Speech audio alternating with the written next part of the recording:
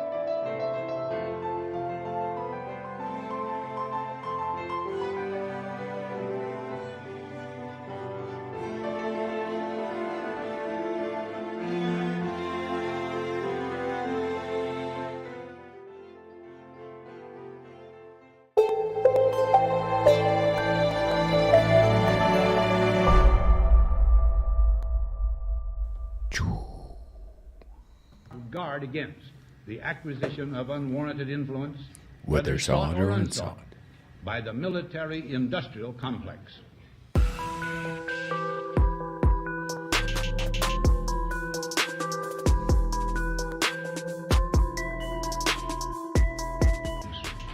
Our toil, resources, and livelihood are all involved.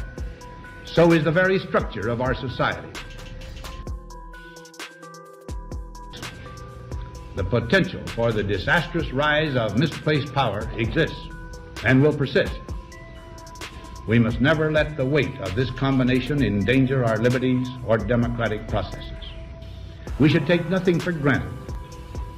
Only an alert and knowledgeable citizenry can compel the proper meshing of the huge industrial and military machinery of defense with our peaceful methods and goals. Show me something natural like Afro with your body. Show me something natural like ass with some stretch marks.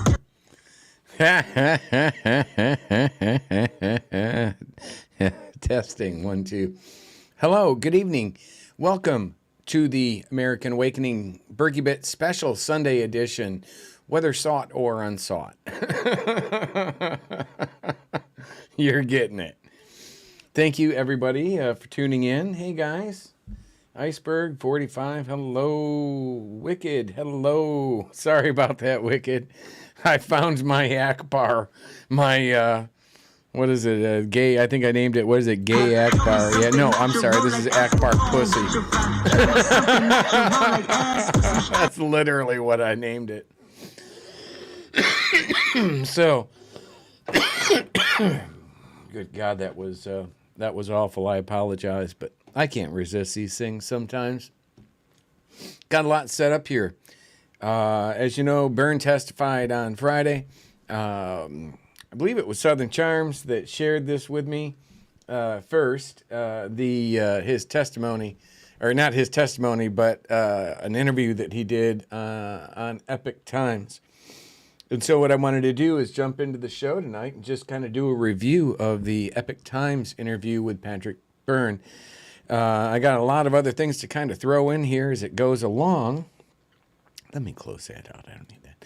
Got a lot of things coming in here as it goes along that I was going to add to it for context because, boy, sure seems like Patrick was missing some context in a lot of this.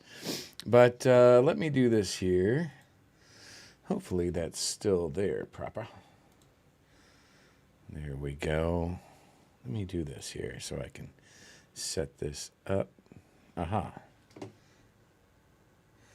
I'm going to have to put this back to the beginning. Oh, please try it later. There's a problem with the track. You got to be kidding me. That's not possible.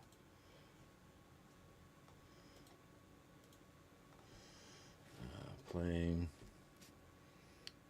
Ah, Jiminy Christmas. I gotta. Oh my God. There we go. There we go. That right there is the U.S. Capitol building. And if you happen to be watching this video on the morning of July the 15th, well, then inside of that building, the January 6th committee is holding a special hearing. It's behind closed doors. It's not open to the public. And in that hearing, they are questioning Mr. Patrick Byrne, who is the founder of Overstock.com. And they are questioning him on a certain meeting that took place over in the White House between himself, Mr. Patrick Byrne, General Michael Flynn, Sidney Powell, as well as President Donald Trump. Now, this is a rather famous meeting, despite the fact that nobody knows what actually happened in that meeting, because about an hour after the meeting concluded, President Trump sent out that very famous tweet urging people to come to Washington, D.C. on January the 6th, adding that it will be wild. Now, despite the fact that this hearing is closed, well, fear not, because prior to the meeting, prior to Patrick actually going inside and sitting in front of the committee, he sat down exclusively with us here at the Epic Times and told us exactly what took place during that famous White House meeting.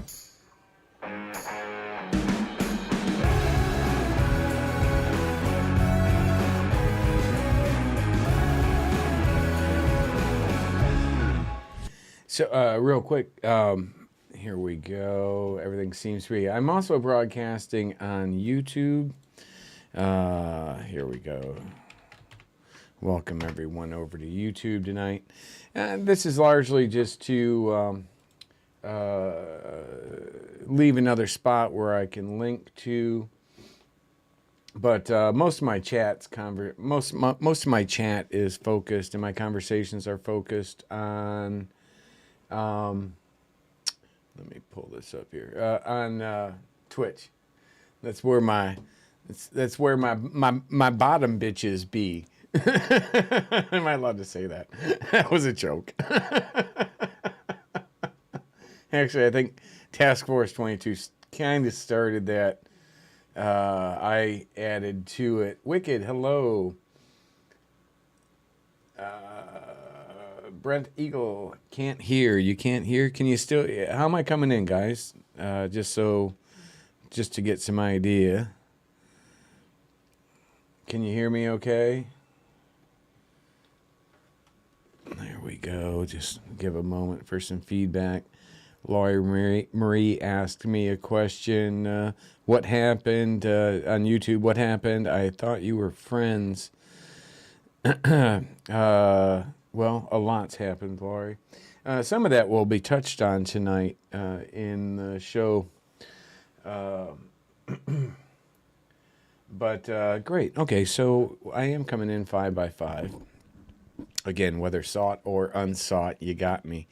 So let's go back to this here. And I hope you can appreciate... Mr. Patrick Byrne, thank you so much for joining us. So I wanted to really tell the story comprehensively for the viewers. Audio visualizations so why don't we set the stage I for them? Prior to the 2020 election, what are you doing? What are you doing with your life at that point? I had started in Overstock.com and ran it for 20 years. I knew that I was going to get caught up in this drama. I told my board of directors in about March of 2019 when I discovered that when the SEC opened an investigation on us at Overstock, I realized that it was more than likely going to be the case that I had to punch out and come public to the world about some things I'd been involved in. And so I came public about I did. People think that I was forced out. It wasn't forced out. I told the board. My mom gave them about 4 months warning. And then when I started to leak a little bit of what happened, the press got so crazy, I punched out and then came out and explained. So that's what I was doing. And then I disappeared to Indonesia, and I came back. Disappeared to Indonesia. And what actually I got involved with a law enforcement effort in the South that had to do with human trafficking, countering human trafficking. And somebody asked for some assistance, and I went down.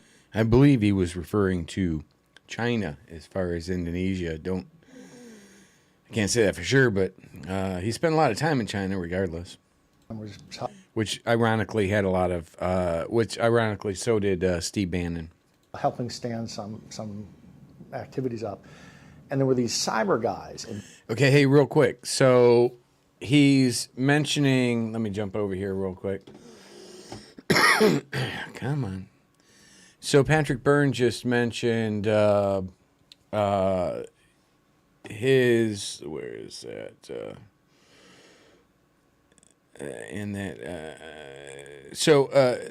To connect to what the press got so crazy, I punched out and then came out and explained. So that's what I was doing, and then. Patrick Byrne has, tomorrow on the BERGY-BIT, 7 to 9 Eastern Standard Time, I'm going to be breaking down the arrest of John Here to Help, and it's pretty interesting because it ties to all of this, right? It ties to Byrne. It helps answers Laurie's questions on why pissed at like Sydney and Tory and Millie. Well, that's because of being attacked by Tory when I went to when I said I was going to Lynn Woods to present him evidence that he was being manipulated and played. One of the specific things that was he was being manipulated and played with was by Tory and John Here to Help from back in November, December of 2020. So when Tory heard that I was going to speak to Lynn Wood, She contacted, she and her freaking Torians contacted Linwood and told him I was coming there to harm him. I mean, completely fabricated. I literally ended my show that Friday night, saying, listen, I have information I want to try to present to Linwood. He can, whatever he does with it, he does with it, and that's it, you know. But Tori turned that into me being armed and coming to harm him. Well, either she did that because she was mistaken, or she did it because she was hiding that she was doing criminal things with John Here to Help. So, John Here to Help, like I said, we're going to do that tomorrow on the BERGY-BIT. We're going to go into his arrest, some of the things that they were showing in there, like, oh, hey, did you know that Linwood's credible whistleblower, John Here to Help, was the night manager at a adult bookstore? Yes, he was the night manager at an adult bookstore. That was the good Christian Linwood's credible whistleblower. You can't make this shit up, my friends. Tomorrow is going to be a fun show. I find that absolutely hilarious. I find absolute vindication because I was attacked by Tori and then Millie and Gavin jumped in on it. Something's going on. I can't say exactly for sure what. All I can do is say facts, and that's what happened. I was attacked when I was going to speak to Linwood. That was right after Linwood had come out calling out General Flynn and even Patrick Byrne. So that's what happened there. That's what the plan is. I disappeared to Indonesia, and I came back in early 2020. And what actually I got involved with a law enforcement effort in the South that had to do with human trafficking, countering human trafficking. And somebody asked for some assistance, and I went down, was helping stand some activities up. And there were these cyber guys involved. There's a lot of anti-human trafficking law enforcement involves a lot of cyber people. Some of those cyber people started disclosing that I was around in August, September, October 2020, began disclosing to me this hobby among cyber, we call them hackers, white hat hackers, people who are hackers, follow the law, they work for law enforcement. He called them dolphin speakers but they earlier. made a study of election fraud, and they were starting to tune me in, but also to tune in about election scandals that have occurred in the last 15 years around the world. And in Iraq, in Fallujah, in Basra, in the Ukraine, in Philippines in 2012, Iraq 2008, and they often are accompanied by these big scandals in Ghana. These big scandals are often accompanied by this strange event where they shut. I would argue they did a piss poor job filling him in. That's one thing. Down vote counting in the middle of the night.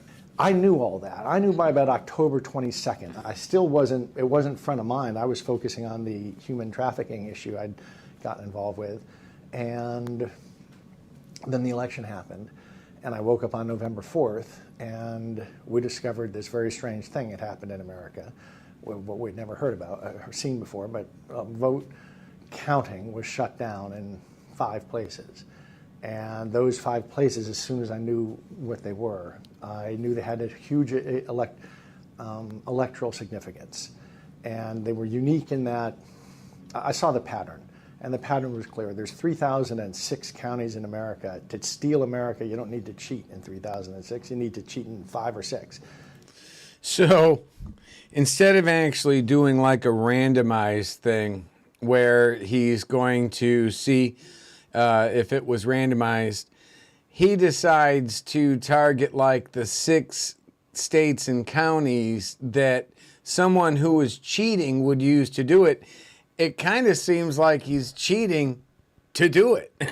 Because if you only, and that was an argument that Republicans made in 2000, led by Roger Stone, who the Republicans were saying, well, the Democrats were saying, hey, we wanna just do recounts in these certain areas because these are key Democratic strongholds, and if we pick up votes just in these areas, all we needed like 512, not like millions. We can win, right? So Republicans said, oh, no way, you can't do that. Then, but the Democrats, they ended up conceding to it. The courts actually agreed with the Republicans, saying that, you can't do that. You can't just nitpick the counties that you want. But that is literally what Patrick Byrne is saying was the best idea. So, I mean, his sneezing and stuff aside, which I can't resist always.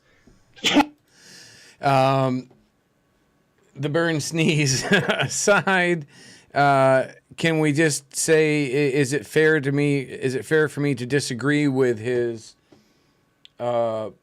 decisions as a key figure in world politics? But you got to cheat like crazy in those 5 or 6. And that's because they're the cities So that are the he anchor cheated cities like of crazy in swing those states. 5 or So 6. Las Vegas is 2/3 Give him of the credit vote for of that. Nevada. Phoenix is 2/3 of the vote of Arizona. Well, what do you know? The 5 places or 6 places they shut down vote counting happen to be the 5 or 6 cities that have across America that have that special property. And tying that together with what I'd been learning over the previous 2 months about previous scandals that had occurred, and also how they were always tied in with people stopping. In the Ukraine, it was for this reason. In the middle of the night, we had to stop vote counting for 12 hours. We feared a Russian cyber attack. In 2008 in Basra, it was some other reason we had to. Okay, so that's kind of my area. As my documentation shows, I worked IIA in 2008 in Iraq. What he's talking about is complete bullshit. Each case, there's that phenomenon. And so when I woke up in the morning and saw that it happened in exactly the cities it needed to happen, that would let you jujitsu those states, which jujitsus the Electoral College, which jujitsus the nation. Did he use the word jujitsu the nation when he was influencing President Trump on December 18th? I don't. These are things we want to know. What had happened. And I'll close on this note. I didn't vote for Donald Trump. Everyone's kind of shocked by this. I've never voted Republican in my life. Is anybody shocked that he didn't vote for Trump? And is at any point Life or president. Should that matter? I've never voted Democrat. Being that he led, the campaign to prove Trump won. Poorly. I'm a small L libertarian, a small R Republican, is how I like. Milton Friedman used to describe himself. Milton was a great friend of mine and teacher. Nope. And I guess my policies he would describe like his, or like Ron Paul's. So I would have done what I did if I woke up in the morning, I'd seen this happen against Joe Biden, I'd have been going and knocking on the Democrats' doors and trying to show them what happened. And so then after the election, but before December 18th, what was your involvement looking like with the post-election? At that point, I came to D.C., got a block of rooms. They happened to be at the Trump Hotel, but that was for the security. I don't know Donald Trump. For the security. Full rate. So and I there was no other people and experts of different kinds. So there was no other place in D.C. other than like $3,000 a night penthouse suite at Trump Hotel that he apparently paid full rate on, even though he was blocking off like dozens of rooms. And he claims to have paid them out of his own pocket, but then we also know they were raising massive amounts of money. In the long run, I wonder exactly how much came out of his pocket and how much Patriots paid for these massively expensive rooms at the most expensive hotels in D.C. Is that necessary? Is that how transparency and everything is supposed to be done. I get there's some proximity, but you know, when you're blocking off entire things of rooms, what I think General Flynn stayed there and such. Is that really that doesn't look good. The optics on that to me aren't good. And sure enough, if that was the Democrats doing that, Republicans would be like, "Oh my God, I can't believe they're doing that. That's horrible." As well as cyber. I knew that whoever was trying to unscramble things would have to have some team like that. So I knew that we'd be, so I came and went looking for the lawyers who would be unscrambling things, and that turned out to be people like Sidney Powell and Rudy Giuliani, and there were a couple other camps, so to speak, around the city or across in Virginia. But, and now I want to try to grab the right one here. I'm out there in the No, open. that's not it. That's not it. Pretty sure that That's not 91st. it. That's not it. Damn it. No, that's not it. That's not. Oh, Jesus. Yeah, that's a surprise for later, my friends. Actually, let's do this right now because it's kind of significant. So this is from Tori Says on... Yeah, that's why. And what is your take on your old friend Bergy these days, to whom you introduced me to? Who does it? This was Monday, 21st of February, 2022. Just shortly after they all left Miami, when they had all met with, which I believe Byrne mentions when he met with Giuliani and others. That was shortly after this event, and that's when they all kind of ganged up on me. It's all timed out well. This is quite shocking, actually. It should explain to you why I don't think Byrne is a very honorable person. That's kind of stuff. Well, you know what? And by the way, did you notice how he started out saying, he started out asking about me?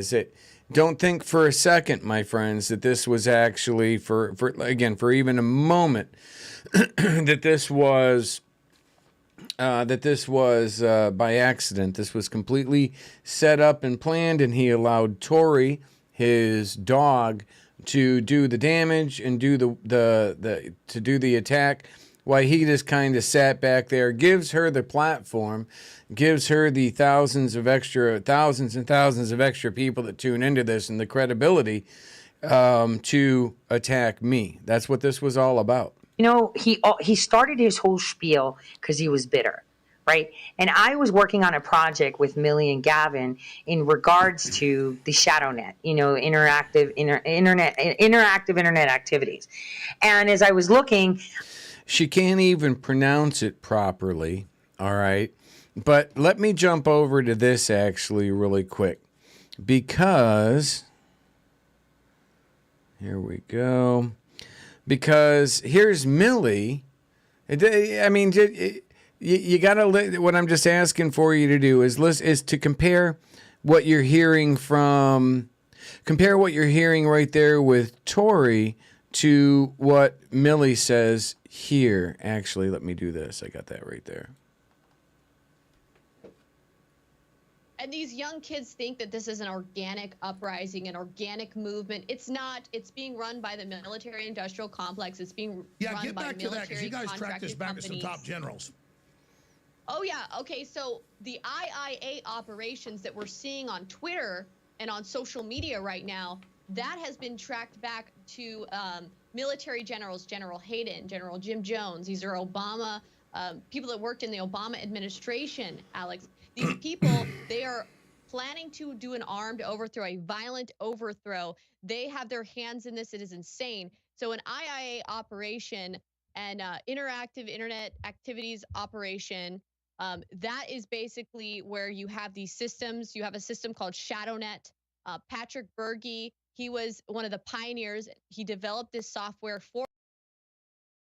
It's nice that Millie acknowledged me. Certainly she acknowledged me better than Tori did.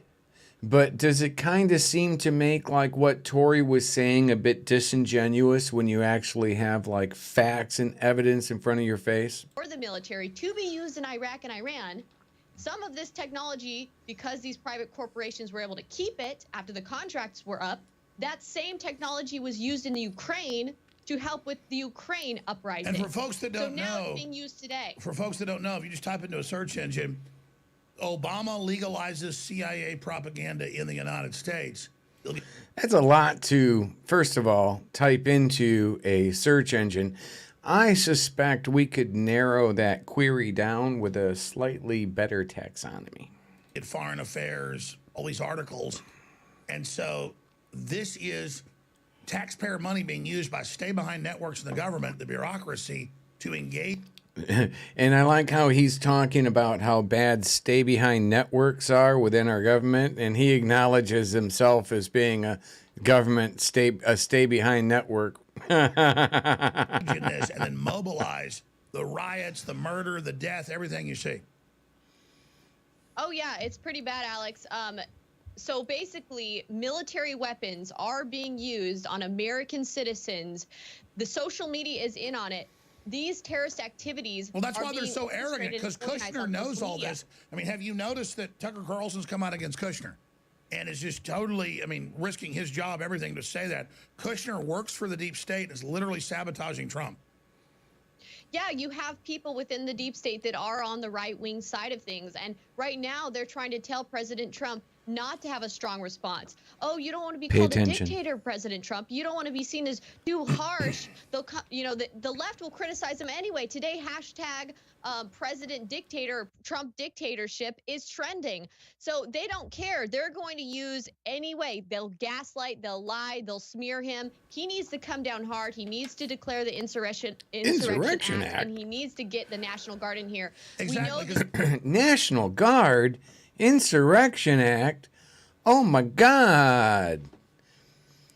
But so we're going to want to pay attention to that to circle back around, as Kawasaki used to say, a little bit later.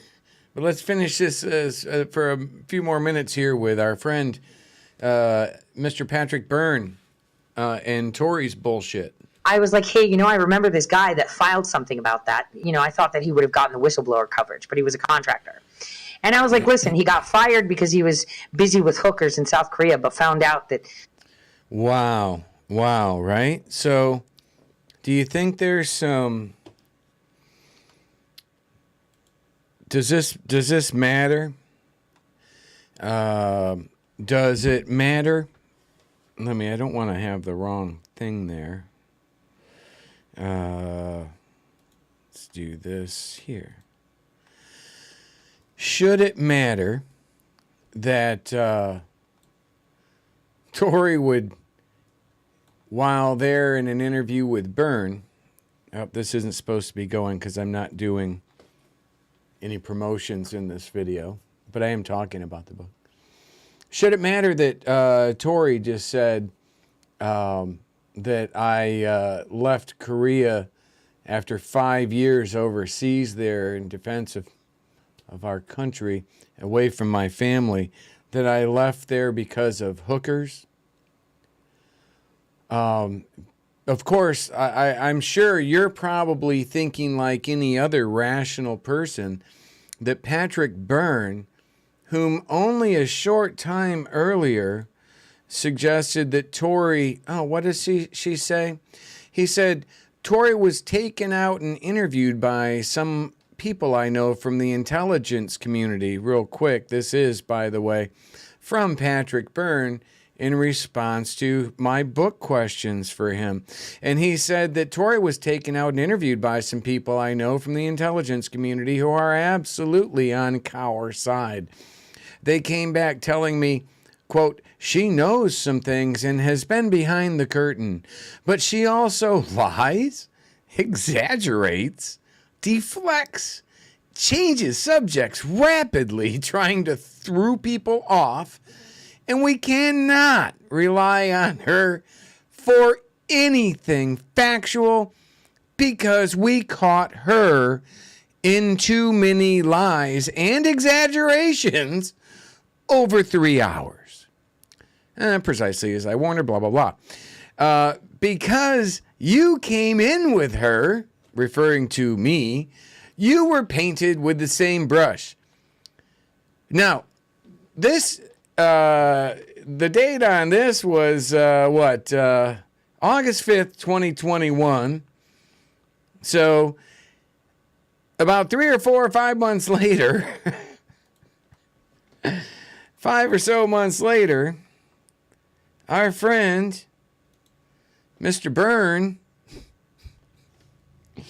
is sitting here doing this wonderful little interview with Tori, the charming Tori, that's saying this garbage. Someone was a pedo and used that as an excuse as to why he didn't do his job.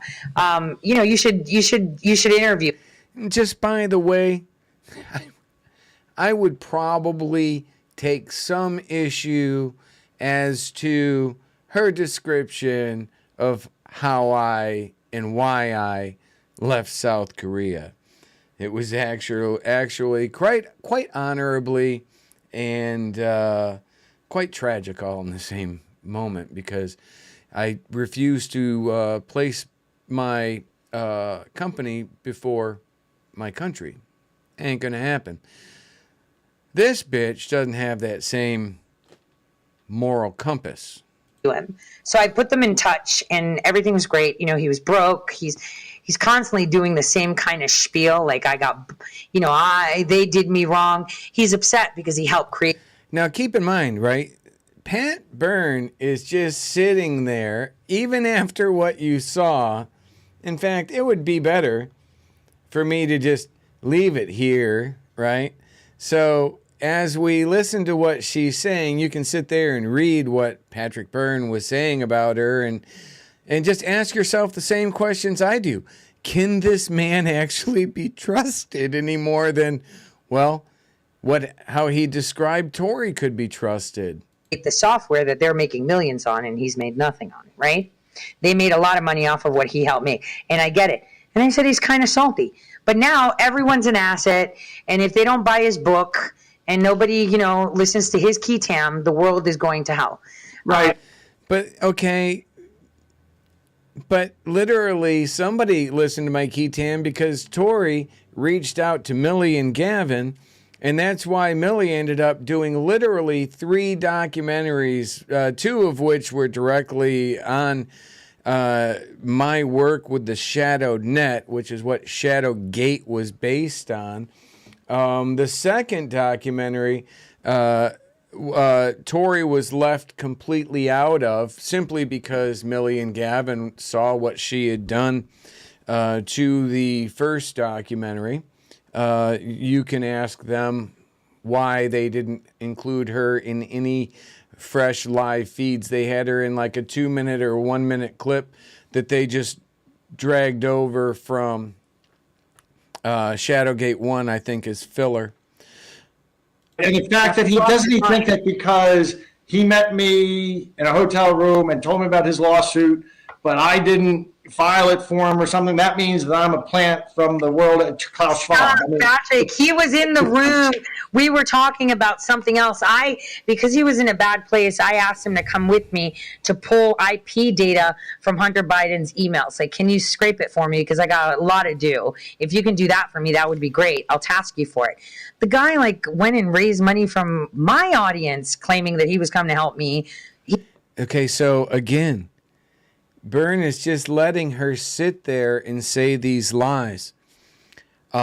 These lies were then believed by her followers, who absolutely, they attacked me on multiple levels, through, directly to my phone, to text messages and SMS messages, how they were going to sue me, and they'd been shown all this stuff by Tori, Millie, and Gavin at their Operation Destroy the Grifter, whatever the hell they had in Miami. I mean, these are this is Millie, Gavin. They did 3 documentaries on me based on my claims, and they investigated the shit out of them.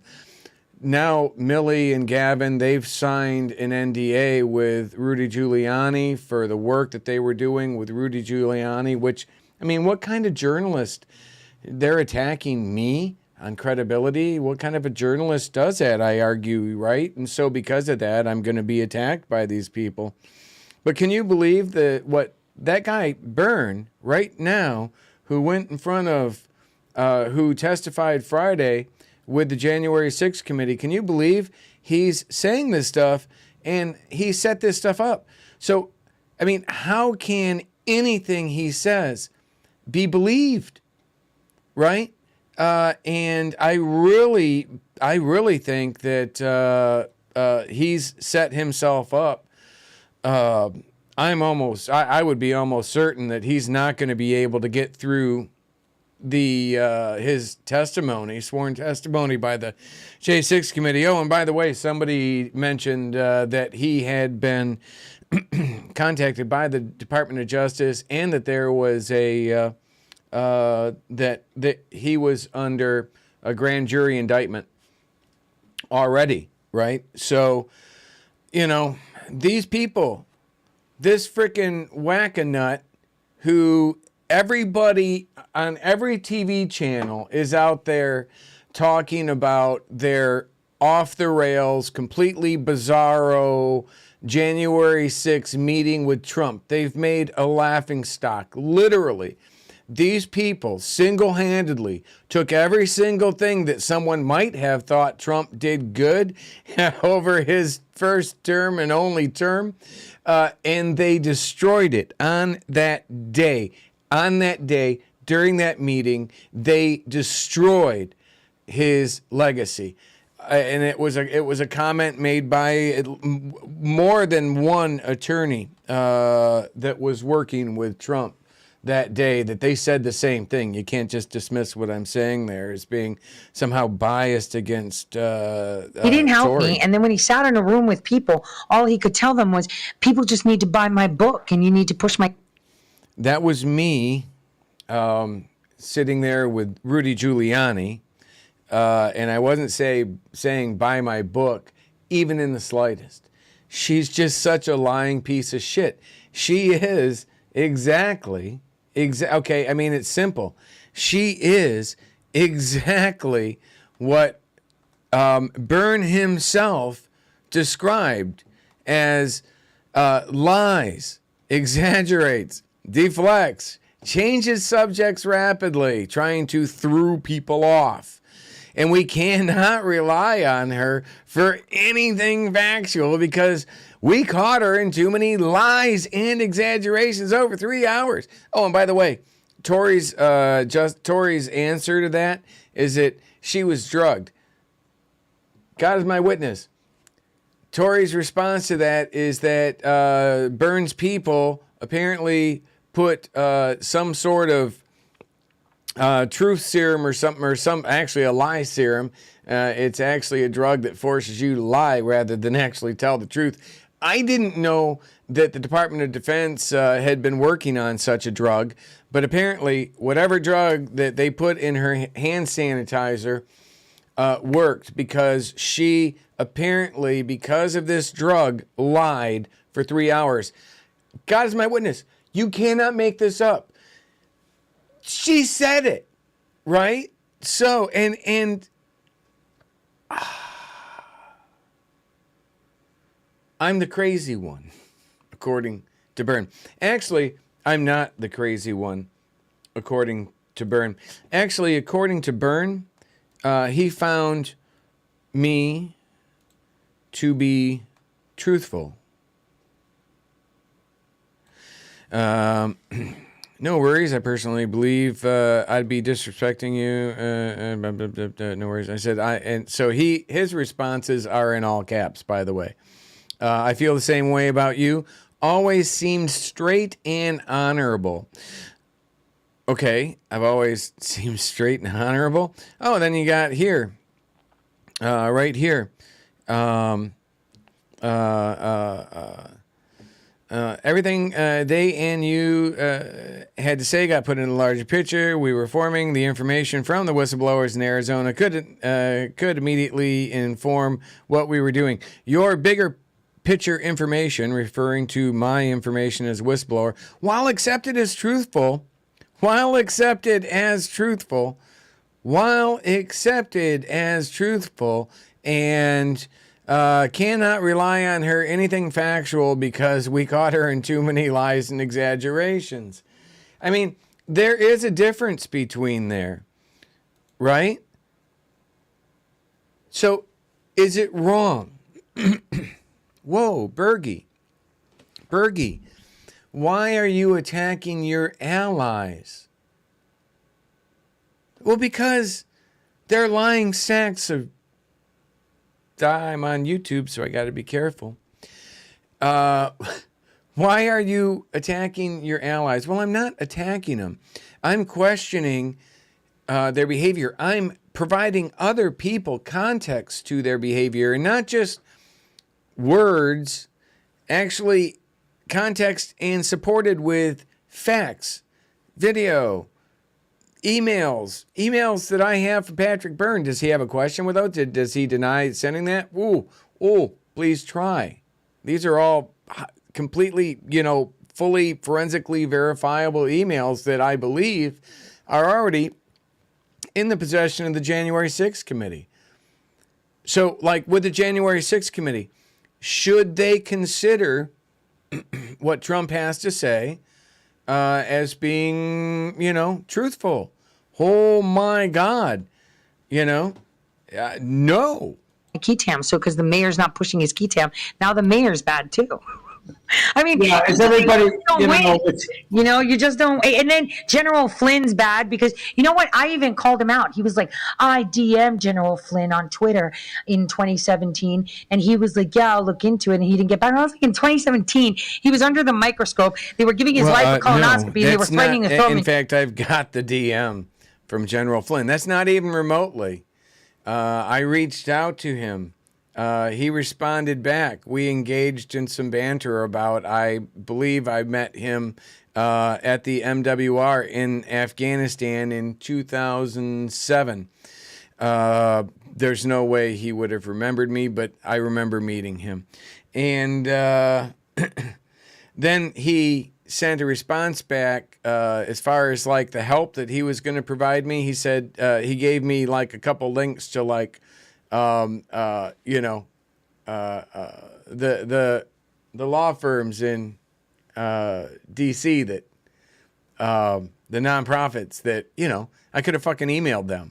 I could have fucking went to their website and went, oh, sorry, I'm not supposed to swear. Could have emailed them and could have went to their website and said, hey, that's not him helping or even suggesting he was going to help, right?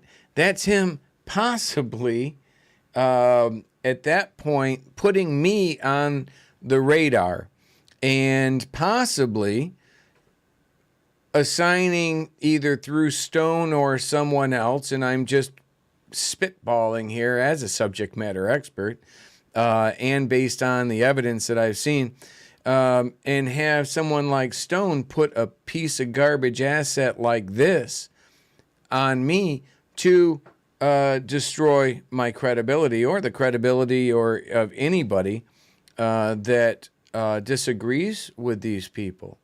Because what they've done was just absolutely, listen to what she's saying. Listen to what she's saying about someone who spent 8 years overseas, verifiably, not like from a time machine, not like making shit up that no one, not like the stolen valor she was found guilty of in North Dakota, along with 12 other charges of fraud. Not like that, but like someone, like what she's saying about someone who literally spent 8 years of his life overseas, either in uniform or as a contractor in defense of his country. And it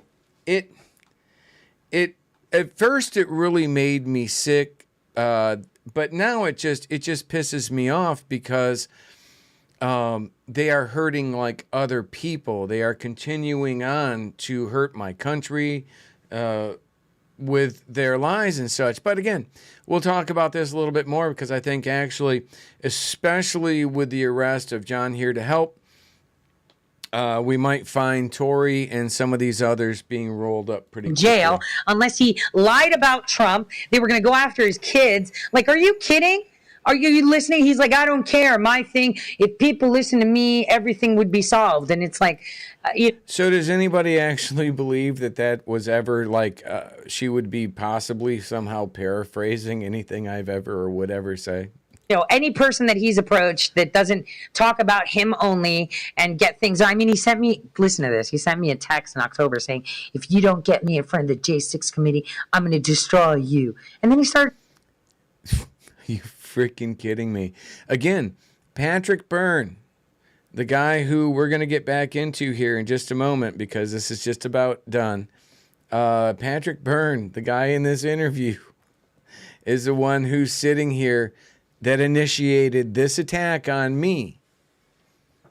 And if that doesn't seem relevant to you, especially with the fact that all of these other pieces of crap assets around him, like John Here to Help, oh, I'm sorry, he was such a good guy. How can I talk so poorly about the night manager of an adult bookstore? Talking crap about my kid. Oh, yeah, see, we're learning. And no, I wasn't talking crap about her kid. I actually kind of like to think what I was saying was being honest and protecting her child. She brought her child to New York to help work with, and this was when the girl was like 15 years old, to help work with us examining Hunter Biden's laptop. Everybody knows the shit that was on there, right? And was she in the room? Yeah, all the frickin' time. In the main room, paid for by Rudy Giuliani. We were there as guests of Giuliani. I left because I left when they started hacking into Hunter Biden's locked accounts, his like not Signal, but the other accounts, right? So when they started getting into that and some other reasons, I left. And when I left, I actually recorded my leaving with Tori, right? I recorded that because I knew she was going to just attack me to try to destroy me with lies. These are freaking some seriously broken people. Certain things, once people do any, oh, that's right. I remember that now. Sorry. Yeah. No, once it's somebody okay. does their certain, it's like Lynn Wood. He's one of these guys in Oatman. They go around taping people. Look, I like Lynn Wood. Okay. Oh yeah. Okay. I like. You know what? What's funny? I liked him too. I'll confess this. No, I still like him. I like him always. I met him down in Toronto. He liked Lynn Wood. Keep in mind, just a few days or weeks earlier, he was talking about how he was going to turn Lynn Wood's plantation into a pig farm. Yeah, he loves him.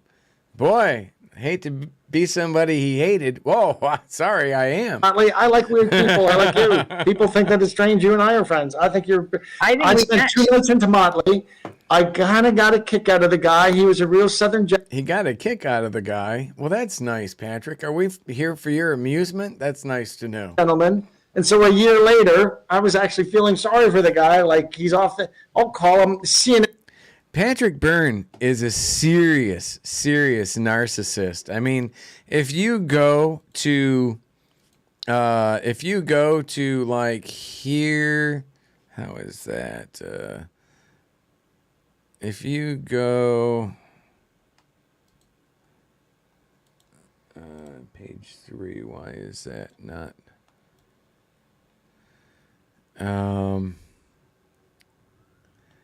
Why is that not coming across some bouncing?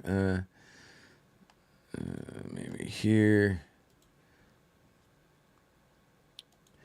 There. Well, I gotta love this one. This is where where Patrick Byrne says, as far as arrest, I agree it may turn out to be the deepest part of the scandal yet. The piece you, he's referring to me, are exploring. It's just that I'm focused on the 50-meter targets now, not the 100-meter targets. That's the difference between us and explains a lot. And I understand why you were at the 100-meter target. None of the shit that they're saying adds up. None of the shit that they're saying. Now, why doesn't that Maybe is that gonna go? No, I don't know why that's page 3 isn't coming out proper. But he goes on to say that, well, right here, we were at the Center of Global Events. You were handed blah, blah, blah. You came across as, where is it? He considered me he said I was a molecule, but I think it's cut off. And I have no idea why this is currently cut off. That is weird. Hold on here. Ah, there we go. I got it. Yeah, but he said that I was Here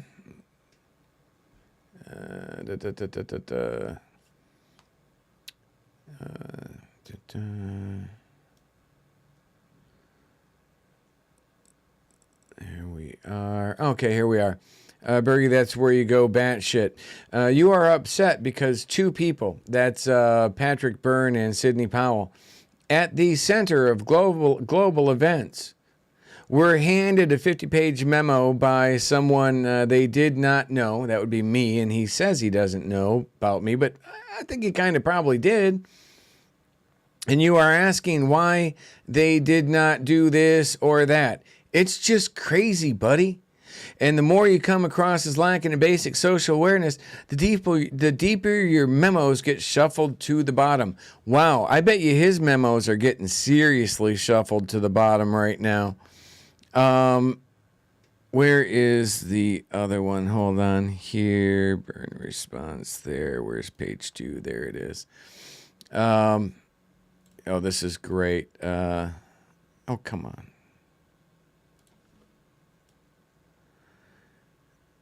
Oh, this is so good right here. I don't know. I just heard in the last few weeks you were slagging Mike and me on social media. All the other stuff, Patrick, about your daughter, South Korea, none of us know anything about that.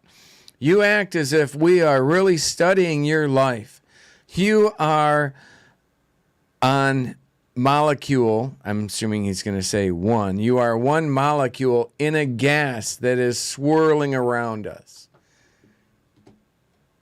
A molecule in the gas that is swirling around us. No, this guy doesn't have some serious narcissistic issues. He made it into the same freaking room as President Trump. Now, because of that, almost certainly, we've got the hearings now. We've almost certainly their actions in D.C. incited at least some of the people to violate the sanctity of the U.S. Capitol, my capital, your capital, our capital. For what? For what? What was their plan? To get in there and have Jake leave a note on Congress's, like, on the desk? Was that the plan?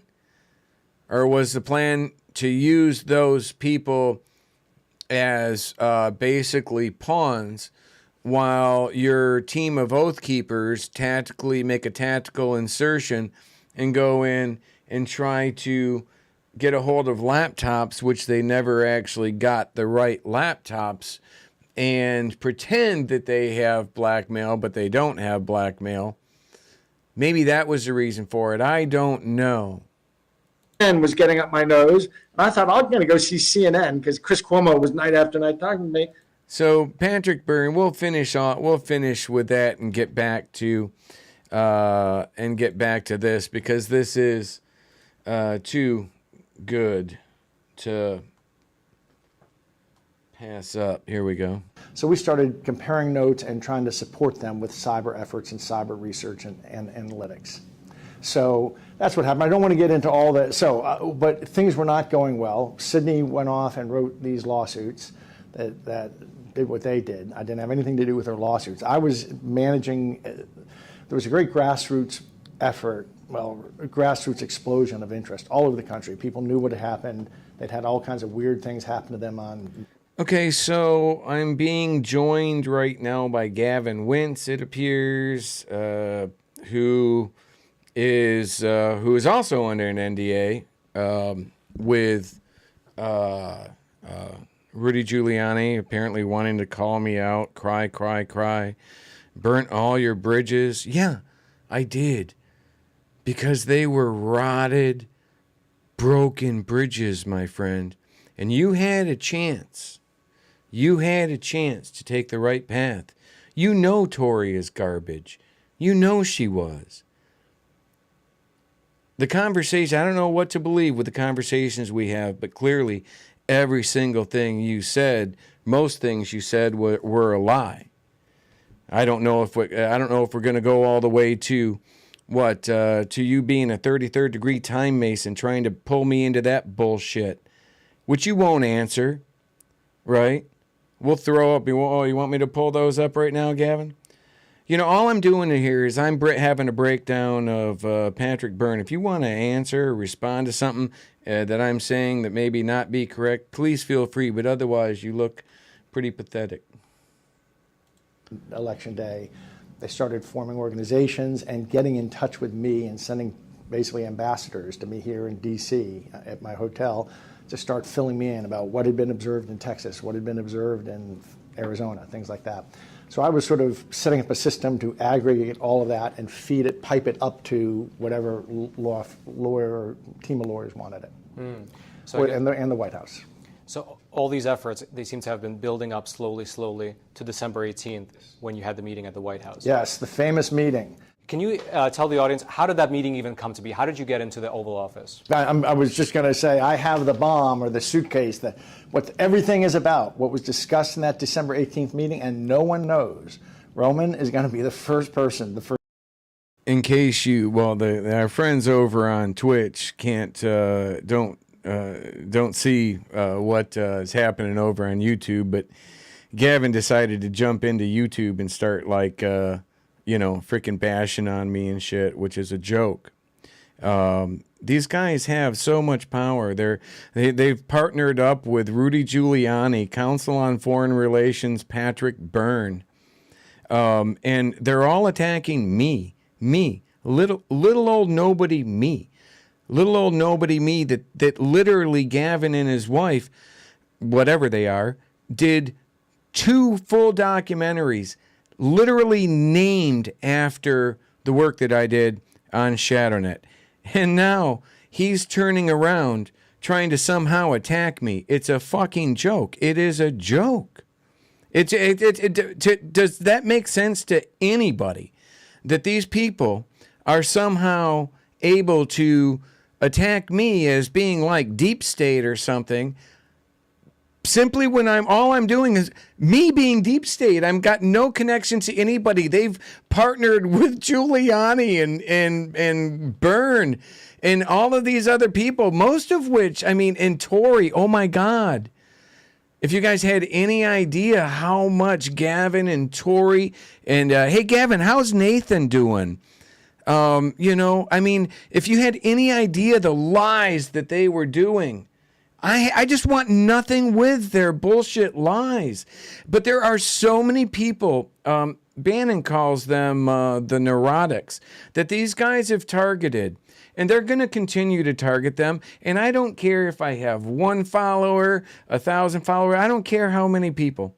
And as soon as like someone with a J6 committee or something picks this up, I'm done. I'm gone. I don't even want to be doing this shit. They literally do. They've literally been working for InfoWars for the last 10 years.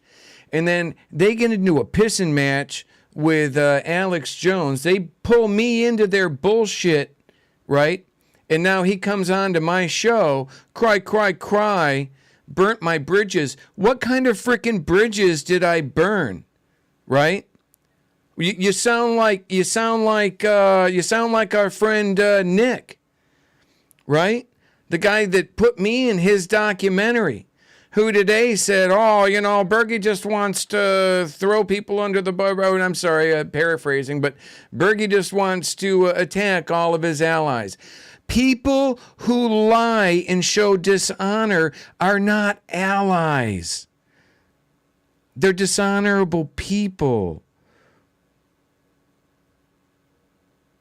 So if these people criticize me or don't like what I have to say or call me out like, oh, he's just being, without actually putting any evidence of doing anything, then, and they're using their platforms and all their massive platforms to go after a freaking Afghanistan veteran that has done nothing more than try to expose fraud, waste, and abuse he witnessed, not while he was freaking showing his titties on Girls Gone Wild, but when he was overseas serving his country in Afghanistan, in Iraq, nearly 8 years away from his family. He is not going to let some piece of crap like them say, cry, cry, cry, I burnt my bridges. No, I did not burn bridges. I burnt garbage. We'll continue. First journalist is going to be walked. This is the radioactive. Of course it's secure because we use the Secure app, which is the sponsor of today's episode, as well as an awesome email and message service provider that actually cares about your privacy. Now listen, it's no big secret that our data is being mined and remined all the time. In fact, there was a recent study that was published by they've been telling us since November 4th, just get the president to concede, just get him into transition mode. And they were telling me that. So on December 18th, there had been two staffers who had been yes, Charles, saying, they can kiss my ass. Met them, oh, sometime come over to the White House, have a tour of the White House. So December 18th was a Friday. No, you don't want to see my I went to Flynn and Sydney, and I told them that General Flynn and Sidney Powell, and General Mike Flynn and I were kind of like brothers, and it's just natural to call him like. But General Flynn, Mike Flynn, and Sidney Powell. And I told them that we had an opportunity to get into the White House. It was a bit of a nudge and a wink. I'm not sure they actually knew who I was trying to get them to. Meanwhile, I told these other two staffers, hey, I called them and said, hey, you've been telling me for a month, come over for a tour sometime. I'm thinking I'm going to pop over in 15 minutes. It was a Friday night at 6:15. I don't think that's what they expected. But they said, okay. And when they got to the gate at the White House to meet me, there I am with General Michael Flynn and Sidney Powell, and they caught on quickly. And I don't want to go into it. We basically got inside, and then we sort of bounced from one office to another till we got close enough, and then General Flynn was talking to a former colleague of his, and I snuck around the corner and looked down a hallway into the Oval Office and stood there for a minute or two. And glad that was on at mute. 7:30, I think it was, Donald J. Trump comes walking by. Guy said something to the effect of, hey, Gavin, you like my shirt? But he comes walking by. Pieces of garbage. Probably 7:30. He comes walking by the open door, and he saw me, and I pull Sidney up. He sees us. He looked around. He said, okay, come on in. And so we got in. Mike came in, and there was another lawyer, another one of Sidney's lawyers with us, Emily. I call her Alyssa in my book. So we got in, and we had some chairs pulled up, and we sat down with the president. It just happened I almost say it was like a Jedi mind trick. We kind of just smoothed our way into the Oval Office. He had no idea it was coming. I'm not entirely sure Mike A Flynn Jedi mind trick. Knew that was really my ultimate objective, but maybe. So he's saying right here that he doesn't even think that, Flynn, who is a retired 3-star general and former intelligence officer, or Sidney Powell, which, okay, she's not the sharpest tool in the shed, but she did actually come with documents prepared for Trump to sign, which he explains later, but doesn't explain how she came with documents to sign but didn't really have any idea that they were going to get into the White House. It kind of seems like everything was already set up in advance.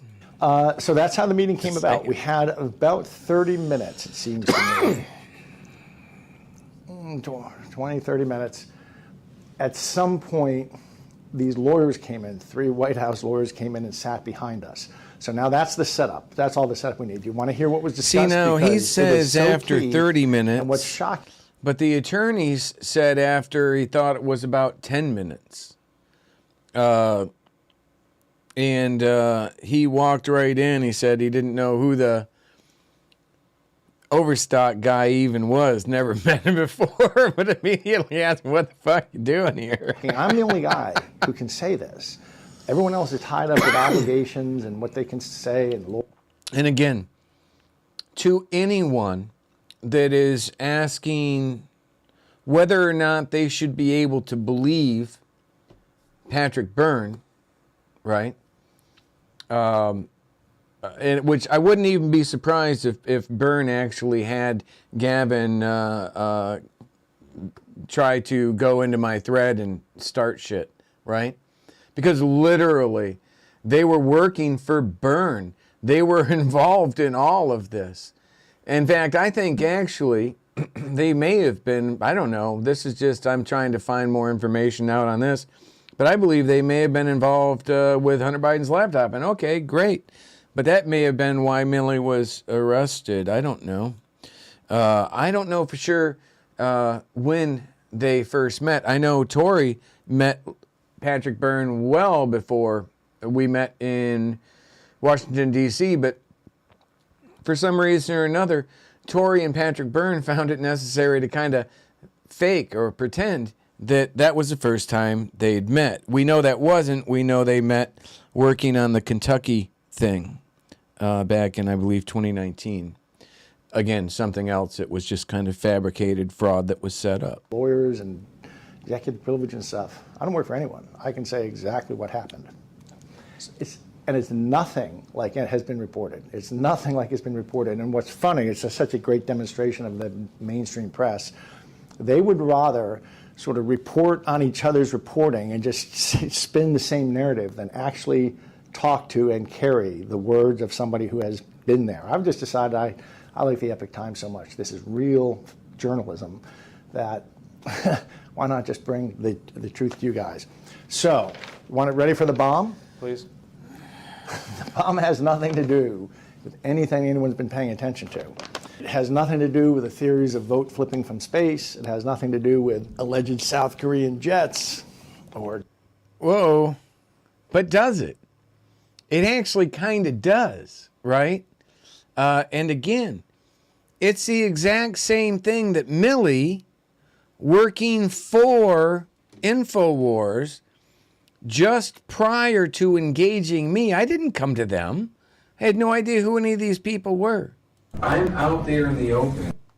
Actually, let me play this. I'm out there in the open, risking everything for years because I saw what they were doing. They took the taxpayer-funded weapon I helped develop that was designed to destroy the integrity of an election, and they commercialized it. They trademarked it under the name of ShadowNet, and sold it in the U.S. to influence U.S. elections. Now, does anybody believe that these people are attacking me? The same person that was holding that frickin' camera right then is attacking me. Personally, not any of the facts that I put out, which are very important. People are being arrested for treason. For sedition. And something like 800 people are either in jail or facing it. These two people attacking me right now invited me to be their guest in D.C., and apparently I was only supposed to be their guest in D.C. if I was going to lie or cover up the bullshit I saw. But that's not what I was there for. So that's why I'm pretty sure they're going at me. No, this is the other one that I missed right here. There. No. Hold on. No, I already got that. I'm out there in the open. Hold on. Pretty sure that 91st Cyber's involved with this, which if if POTUS hasn't got that message yet, that's going to be a big problem. Okay, so, and where is the one I'm on right here? This one there. So, listen to what Byrne has to say. Germany this or Italy that, any of that. The argument that was made to the president was that under two executive orders, there had been two executive orders, one signed by Barack Obama and one in 2015 and one signed by Donald Trump himself in 2018, that says if a foreign nation interferes in one of our elections and disrupts an election, the president really gets a range of options. And they go from very light, he can do nothing. He can do something very light-handed, like let's have a quick investigation, something more substantial, like let's have a serious investigation, a presidential commission. He can cancel an election and rerun it. He could do everything like that legally because of these executive orders. So the question becomes, does the trigger do the facts trigger that range of powers for him? And we were always after the most minimal on that range of options, which was to do a quick investigation that we said could be done in a few days. They could be over at the outside in 2 weeks. But really, I told them we can probably get it done in about 3 days. So the question became, so this is the bomb. This is the bomb. The bomb. This is all the documents but one that were in our possession when we went in here are right here.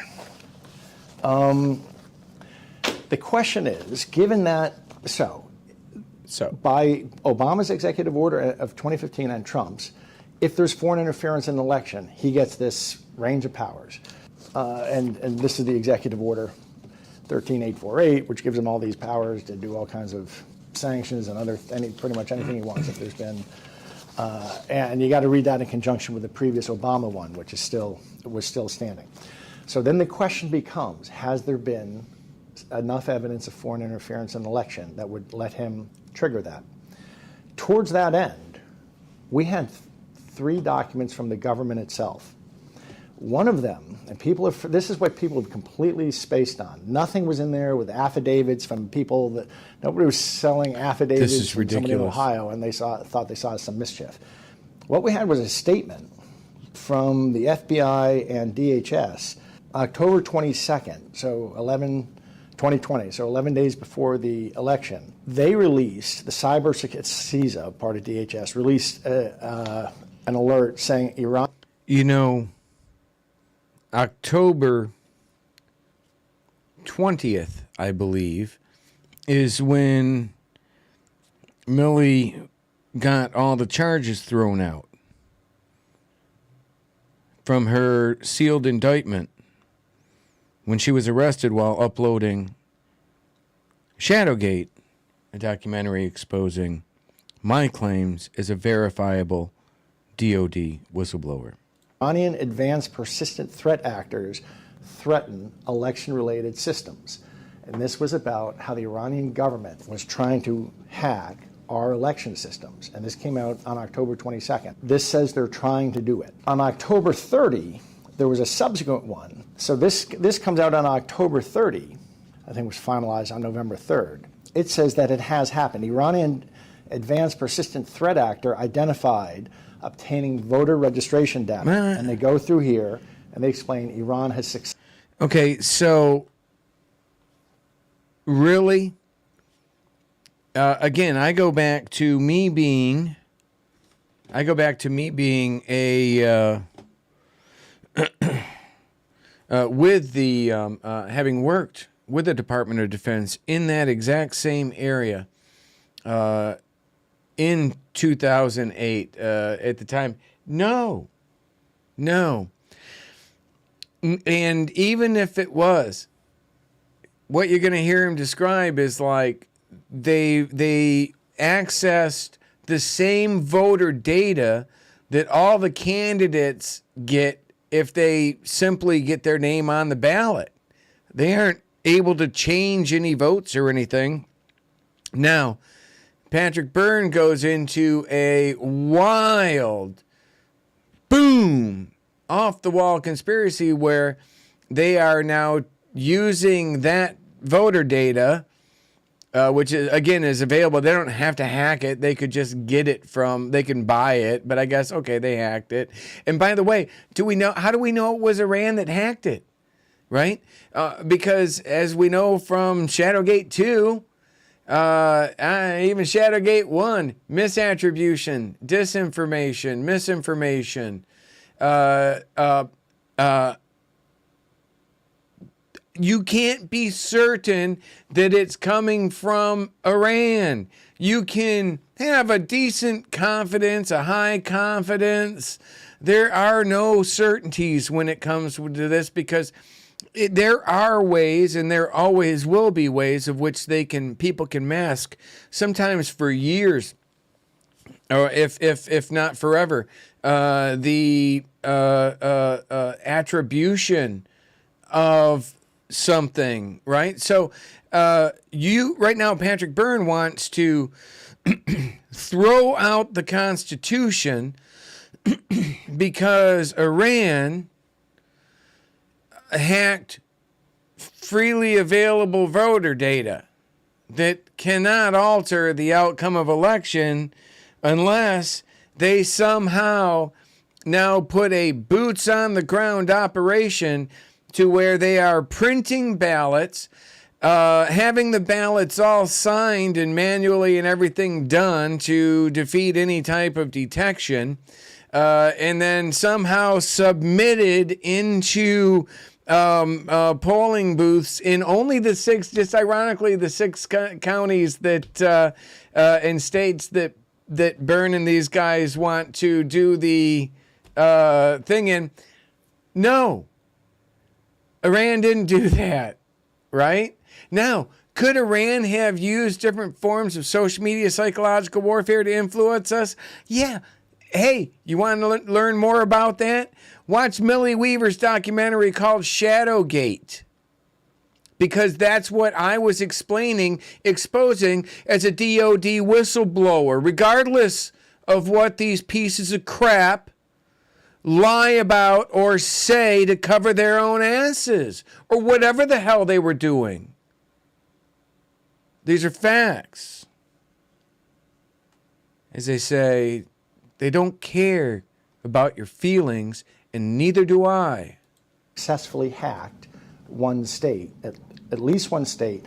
People need to understand this is national security we're dealing with right here. It is not a small thing. There was a coup d'etat on our country, and the people that are attacking me in my thread right now that did these documentaries are some of the key people in key positions that were involved with it, or directly to the people involved with it. That's a fact. Now, unless they've decided to throw the NDA out, which, that's convenient. Unless they want to throw an NDA out, which, by the way, what kind of a journalist signs an NDA with someone in this particular situation? And then certainly to protect it, you don't turn against the whistleblower that was there with you that isn't bound to an NDA. Optics on that aren't good. There are other states being hacked, and they specifically say that we reviewed the penetrations, and they cannot all be attributed to Iran. And then lastly, there was a statement put out on December 16th, 2 days earlier, by the FBI and CISA and the Office of National Intelligence regarding the SolarWinds hack, the greatest federal hack in history. They basically came out and said the federal government's been hacked to its toenails. That's what they came out and said December 16th. May have been a statement a few days earlier. I thought it was about December 8th, but it looks like December 16th is the most formal statement. And they come out and say, due to a company called SolarWinds, and they had a network security product that was all over government. It turns out it was completely porous, and they got hacked right to their That's not what it turns out. And now the federal government has come out and said our entire government has been hacked. So now the question becomes, Hold on. Got to throw this in real quick.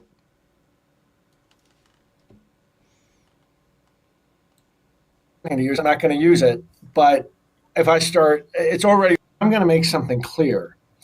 I have the mother load, and I'm not going to describe to your viewers what the mother load is, but I have the mother load, terabytes and terabytes of information that would keep an army of blackmailers. Hold on, I got to start this over. This is too good, but I got to have it there.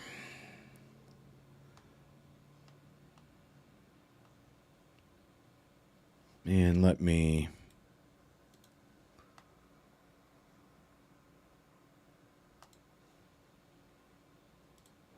I'm not going to use it, but if I start, it's already, I'm going to make something clear. Connection.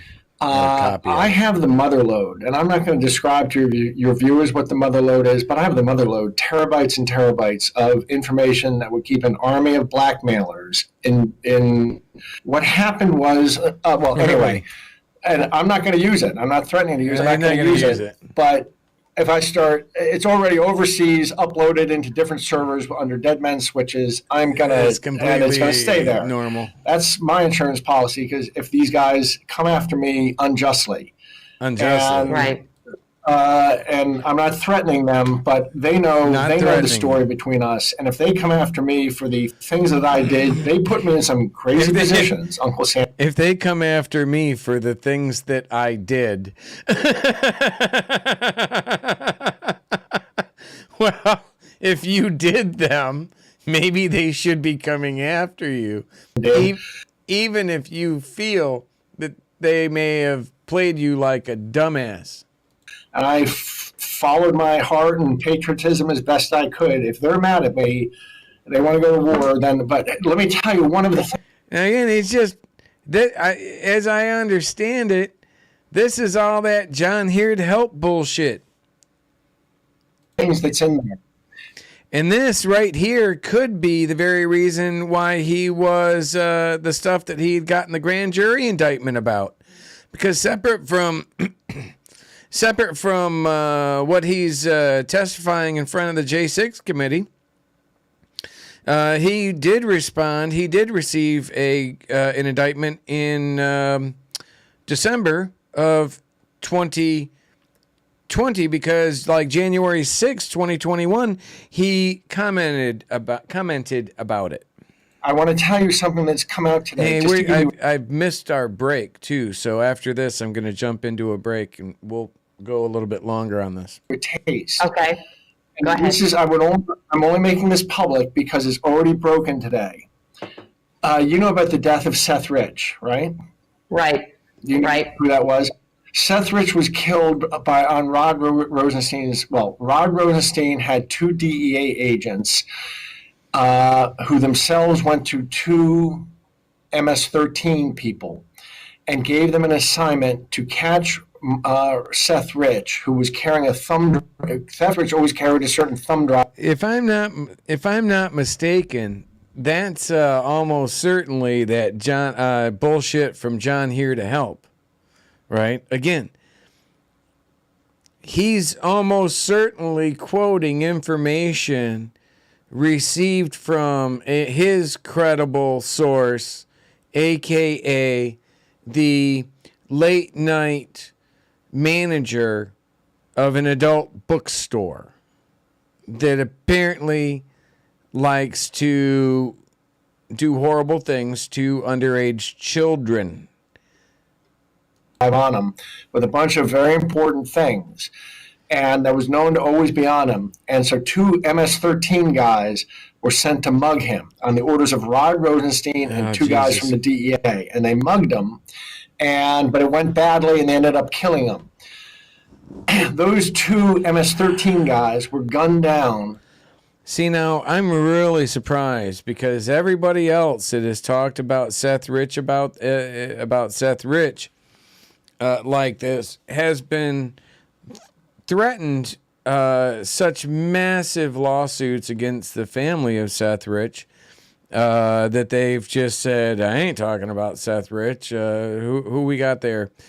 Several people. What is it? Couch, is it? And a couple others. So, but Burns just like, hey, no problem. 2 days later in a parking lot in South Carolina. Now, I'm only saying this because somebody leaked this morning, but I have all the document, and so the documentations for that got out, and I saw somebody else has already put it up on a site, redacted. Again, I'm almost certain. Correct me. Let me do this here. I got to be able to see. Correct me if I'm wrong, but that's McGreevy's stuff, right? Is there anybody? Are we nearly nailed by a solar flare a couple weeks ago? Yeah, but on that same note, we did just miss a comet. Got my book, already into it. Coin is super cool. Oh, awesome. And I've got a bunch more coins and books going out, by the way. Hey, I am going to jump into, because I'm way over on break. Gavin got me a little stressed out there earlier, but it would you too, right? If you are a decent human being and you believe that what you're doing is true and honorable, then when shit like this happens, you defend it as best you can, right? Against these people. They need to explain. They need to explain why they do and say what they do. There's some people in here on YouTube, friends of Gavin's, 25 people, 26 people watching. Well, great. Like I said, I don't care if one person's watching. My voice will continue to be a voice. I don't care, everything that I've been saying is being played out right now and completely exonerated. You guys protect these people all you want. In the end is coming very soon, as far as like with the January 6th committee, and they're doing another one going into August, right, guys? And that's actually going to be focused around the people that were involved with Kelly Sorrell and such. Another person who completely screwed me. Now, people think, oh, this is about I'm with Gavin. I said, no. There's a lot of people that were doing and saying a lot of jacked up things. That resulted in a lot of people getting hurt. I'm not going to stand for that. And I don't care if you want to freaking come at me or something. Go right ahead. I ain't backing down. That's not my nature. So on that note, I am going to go into a 10-minute intermission. Please, everyone enjoy themselves. I don't care who comes back. If you come back, thank you. If you were here, thank you. And watch. People are going to go back and reference this. They'll get more hits, more likes. I remember just a couple weeks ago, Millie was getting 100 or so people watching her things. She's clearly playing ball again with the Dodo Bird Media and picking up a few more viewers. But if you want to mock my 26 people, you'd have to be mocking Millie's like 50 or 60 people. Considering like I said, like maybe 10 days ago or 15 days ago, considering. And I think you're going to find that they drop considerably more soon as the people who give them this platform are exposed as being just lying pieces of garbage. I'll be back in 10 minutes. Thank you very much, folks. And thank you, Thomas Schollenberger, for the great music.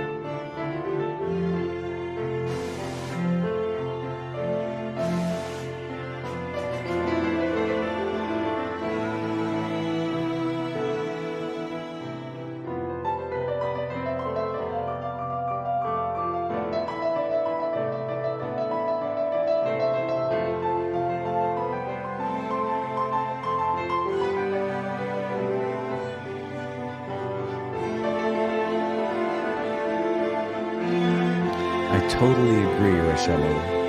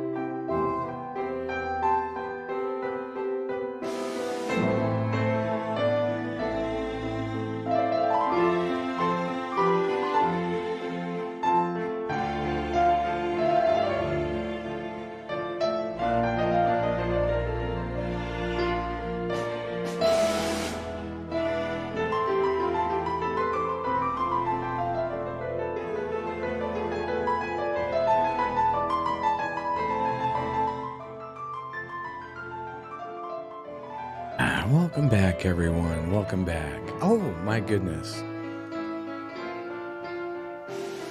Who is that in the white apron? That's our friend Gavin, the guy that thinks that burning bridges is a bad thing when those bridges are frickin' satanic cults. Standing next to, like, what, Patrice Ballard or something? You know, this is a guy that's freaking calling me a piece of shit. This is a guy that's questioning my integrity. This is a guy saying that I am working for some sort of deep state. Right? Again, I didn't.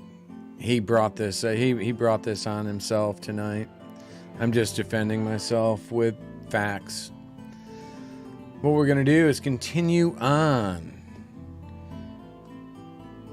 We've only got about 16 minutes left in the Epic Times thing, but it is actually, these are some of the most significant points and parts,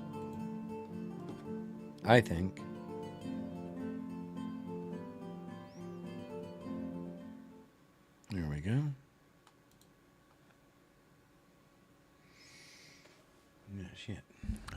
here. Why aren't you playing?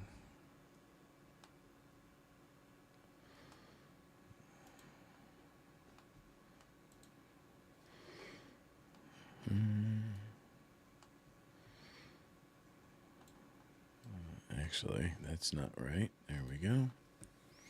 Reload.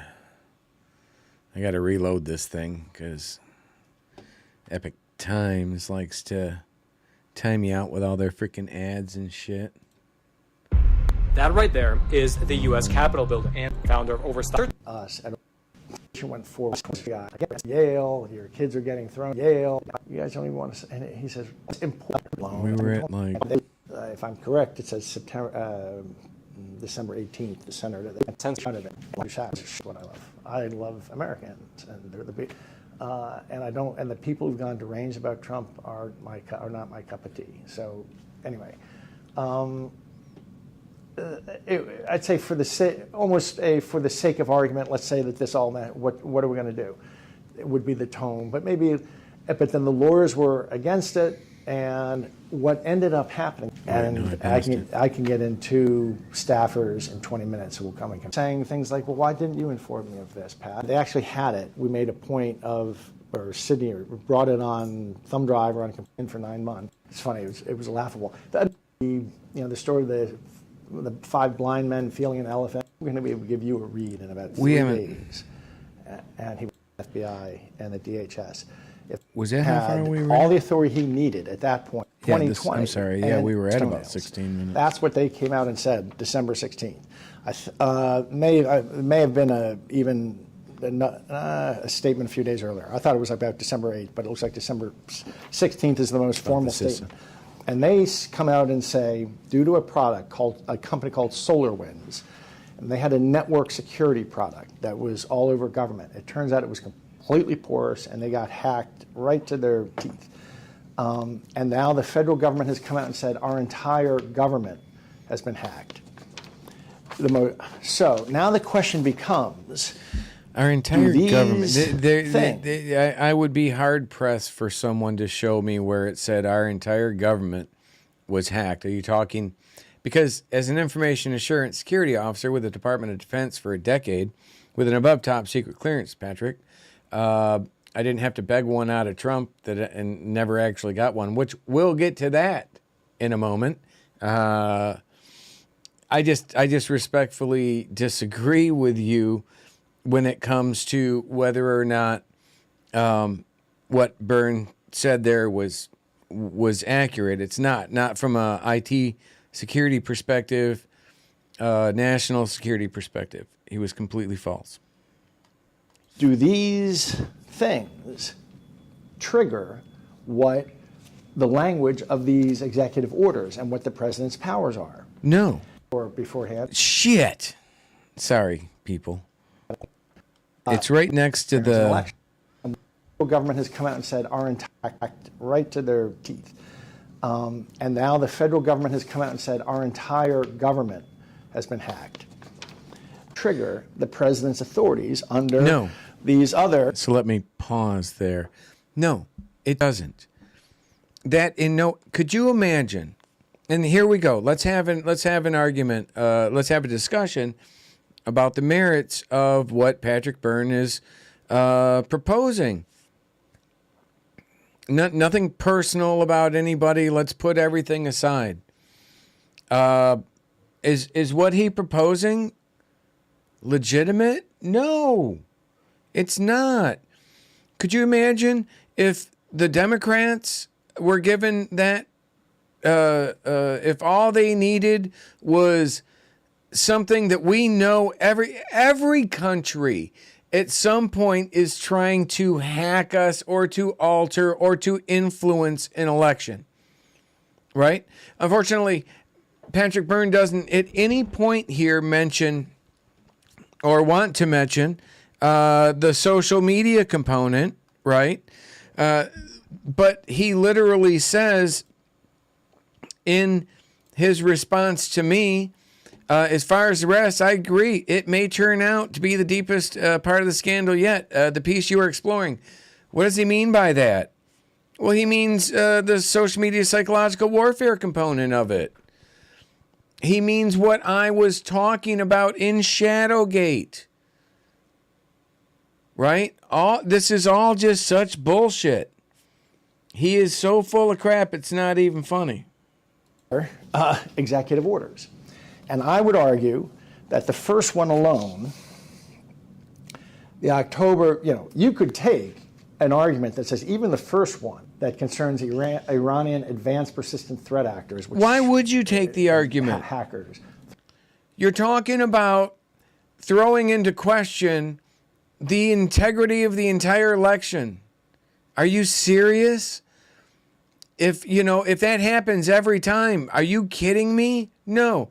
It needs to be very significant preponderance of evidence showing that there was undue influence or something like that, which I could show, which I showed in Shadowgate, the same documentary made by the same people attacking me right now who are working with Byrne, who are working with Giuliani. How the hell do I know what is right and wrong in all of this? I don't.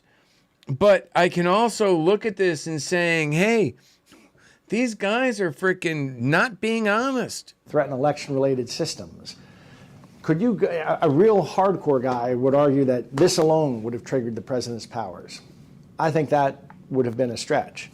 But you take this coupled with the next one that comes out, say, November 3rd, the morning of November 3rd is when it finally got finalized.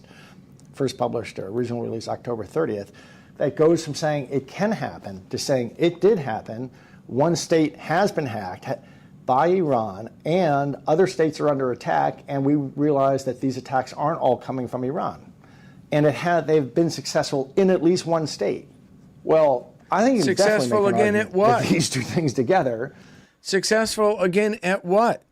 At hacking basically publicly available records, or certainly at best classified FOUO for official use only, which means they go out into the public. These are given or sold to candidates, right? At least that's how it was in 2004 when I ran. These two things together meet the needs of that you can say there has been foreign interference in election. And it turns out the voter roll data is extraordinarily important. Because when if you're going to stuff the ballot boxes, you need to first stuff the voter rolls. You can't just enter a ballot without it going and saying that this came from some legitimate voter. And then in its database, it marks off, okay, scratch off that voter, he voted today. That's why if you're going to introduce a whole bunch of fake ballots, or fake in one way or another, you need access, live access to the voter rolls. Okay, so am I wrong in suggesting? Am I wrong in suggesting it's a big step for any state actor that is trying to attack the U.S.? I would include UK and others, although they would probably be more in place to be doing this. But am I wrong? I mean, you're taking it from hacking basically a state-ran, publicly available database of voters, not any ability to, you're not actually hacking into a voting machine. Let's be very clear about that. You're not flipping a vote or doing anything like that. You're getting data, which actually has value. You believe it's coming from Iran, but you don't know for sure. It could be Russians or Chinese or the Syrian Electronic Army that want it to look like it's coming from Iran. Although the Syrian Electronic Army probably wouldn't want it coming from Iran. You get my point, right? So there's a lot more to consider when you're talking about throwing away the Constitution, when you're talking about trying to overturn an election, because there is half of the country that says, hey, wait, I believe my guy did win, right? And people are like, oh, I can't believe Trump lost. There were so many people at the rallies and such. Yeah, there were, but that's not how elections are determined. And by the way, how many of those people that show voted for Biden, how many of those maybe were influenced by the social media psychological warfare I was calling out in Shadowgate, in other, for the longest time, saying they're using these things to manipulate elections? That's why I was brought to D.C. By Patrick Byrne to submit my affidavit. That's why he sent this back. I agree that he sent this to me. I agree may turn out to be the deepest part of the scandal yet, the piece you are exploring. This isn't me just being tinfoil hat on everyone. This is me asking legitimate questions by people who are just not behaving consistent with moral or ethical legitimacy. On October 22nd, trying to vote hack into live voter rolls. And on November 3rd, it was disclosed they had successfully done it in at least one place, and there were other states it was under attack, and there's other nations doing it. So that's, if you ever wondered why is Iran going into our voter registration databases, is it because they want to send a box of chocolates to, Tammy Williams at such and such? No, it's because they need they need to have the election. And then you put on top of it. You're talking about, again, sending the National Guard in to collect voting machines. These people are so, and he calls me crazy, which I find, wow. How do you handle that when a guy is saying shit like this, right? And again, this is gonna piss Gavin off. It's not my intention to, but it's gonna piss him off when you got shit like this. I'm out there in the open.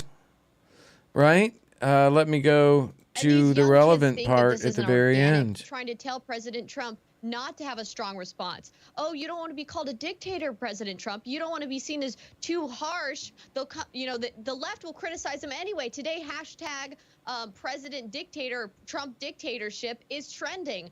So they don't care. They're going to use any way. They'll gaslight, they'll lie, they'll smear him. He needs to come down hard. He needs to declare the Insurrection Act, and he needs to get the National Guard in here. Exactly.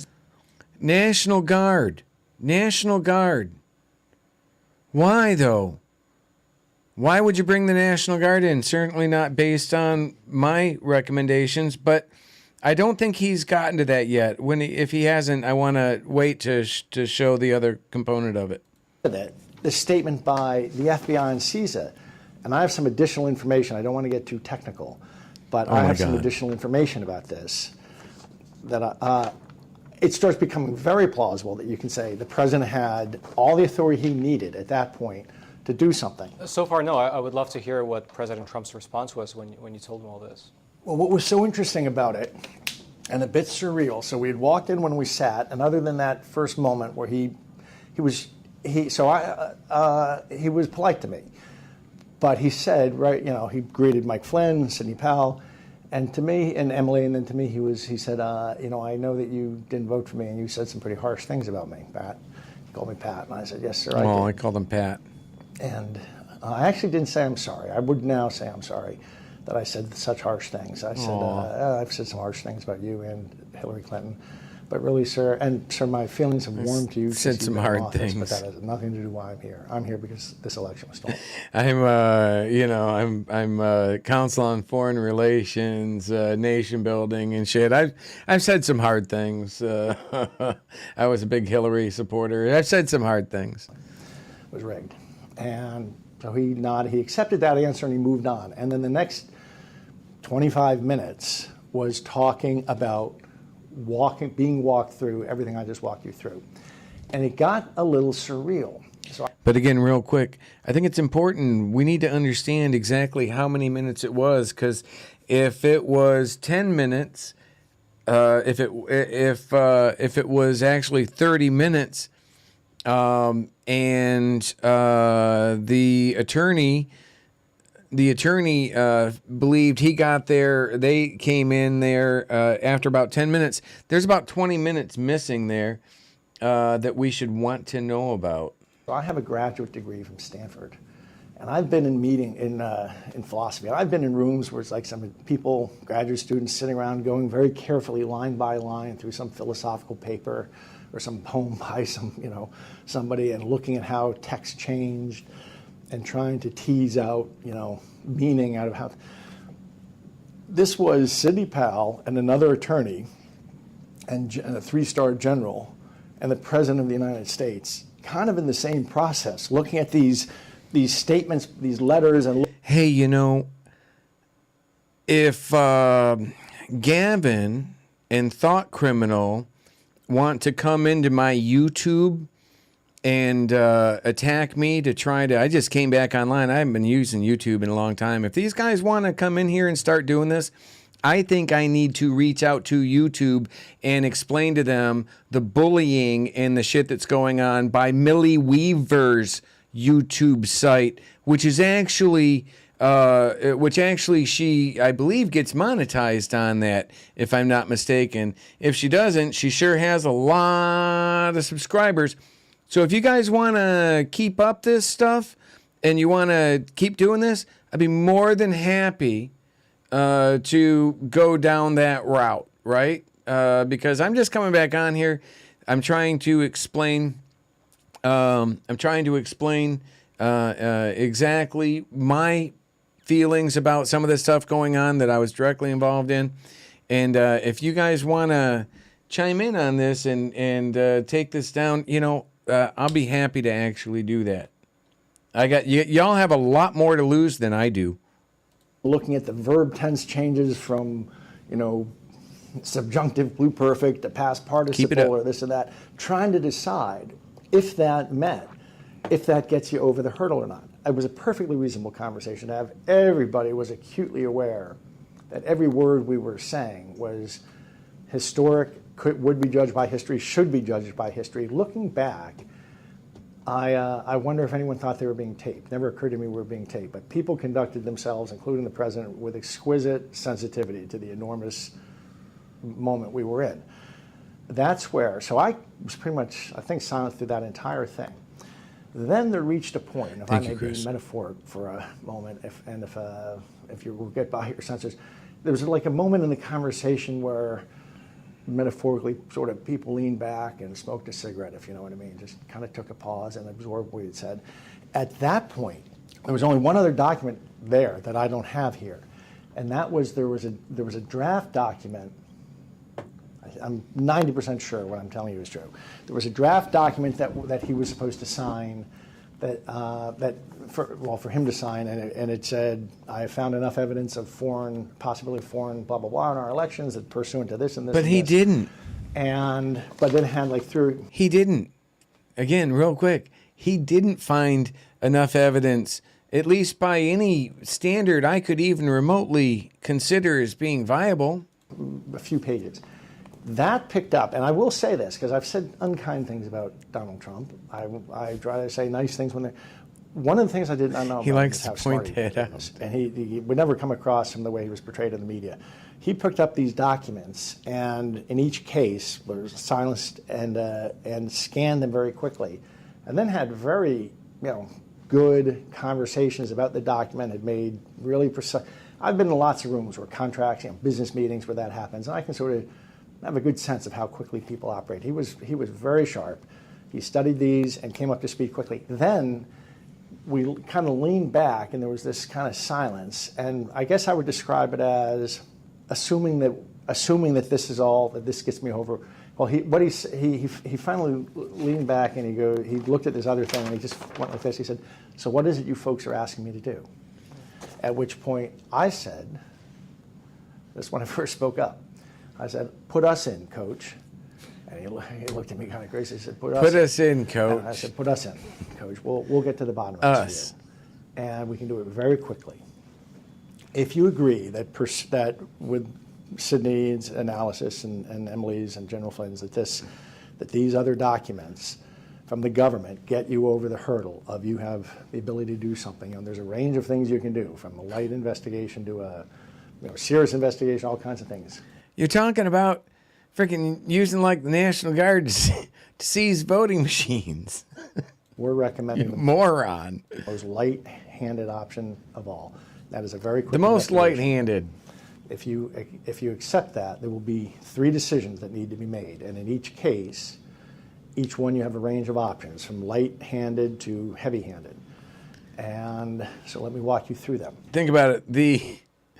The military going into state-ran voting places demanding their machines. What could possibly go wrong with that idea? If you agree, we're recommending a very quick and dirty Being investigation. plotted out like December We actually 18th. think we know we can get this done in 2 weeks. So by Christmas Eve, which was 2 weeks later, we'll have an answer for the country. I said, here are the 3 questions. So I'm the one who laid out the options. And that's why I think that if there's any charges they should come after me. I'm the guy who laid out the options. So it all comes down to how reasonable were these options. I said, sir, have to be 3 questions answered if you're willing to go forward with some investigation. The first choice is where is the investigation done? It can be the obvious 6 counties where the voting record stopped, everything like that. The counting stopped, and there was all this mischief at the polls. The and obvious. people were blocked with pizza boxes and all the things you know about. We can do it in 6 counties, 12 to 31. By the way, of which everything was disputed and limited, investigated, at least by FBI. And if you're saying, oh, the FBI can't be trusted, I will say, and Byrne and Tory can? You did. If you didn't tune into the first part of the show, you didn't see where he was saying how she couldn't be trusted, but now that he's running around with her saying, she's like the most trusted person on the planet. Byrne clearly cannot be trusted whatsoever. So if that's what your argument is, I just don't see how you can do it. And it's all kind of coming to fruition, I believe, right now. I think the Department of Justice is not happy with his shenanigans. And if we do it in 31, the 6 would just be the 6 that are a question. There's another 6 we've picked that we think are dubious. 31 is a nice assortment, and America will finally have its answer to the question of how much election fraud there is in the United States. But that's more heavy-handed than just doing this. Well, okay, now instead immediately just go. We'll finally have that. I don't know about that. It seemed to me like these guys were just trying to do a big data scam, like Byrne and co. themselves were the ones actually trying to steal the data. It's incredibly valuable. And that's in my email, by the way, to Byrne, and in his response. That's what he was responding to with having Jovan make sure that the data was all, but he couldn't do that. He was just lying right there. He had no intention of doing that, and in fact couldn't do that from any position that I've seen him take with this. So let me go on here. Go with the 6. We would just go with the 6 if we. I need more. So I said, okay. The next question is, what is to be investigated? We could do something very light-handed, which is you just go in with a cyber team and you take an image of the hard drive. Or you could do that and you could stay a few days and on live stream TV count the ballot. Whose cyber team? Phil Waldron's cyber team?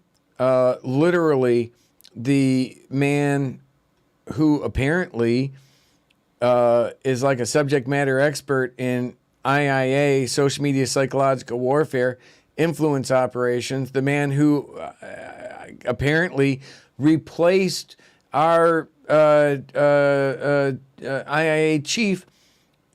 I believe what I was told from when I left my contract with the JPOTF in 2010, but it could have been 08 in Iraq. I can't be sure which one. But literally, Phil Waldron was the PSYOP guy that replaced, as the director, what I was told by, Millie Gavin and them. So if you're looking for transparency and trust, what more would you ask for than to have a subject matter expert in misinformation and disinformation leading this highly transparent? I mean, these people are so full of crap, it's not even funny. Let's check them forensically, check them for the watermarks and all the things they're supposed to have. I'm sorry. Then we got to the third question. I'm sorry, I just can't. And I said, people are attacking me. I get it. People with NDAs in the pockets of Byrne, in the pockets of, while Gavin's attacking me, ask him if Byrne's ever invested into, or if they've ever spoken to Byrne about investing into cucks. Ask him about that with Flynn or Giuliani. I actually know the answer to that. It's yes. Whether or not they ended up ever getting money from him, I don't know. But literally, that's who I'm dealing with here.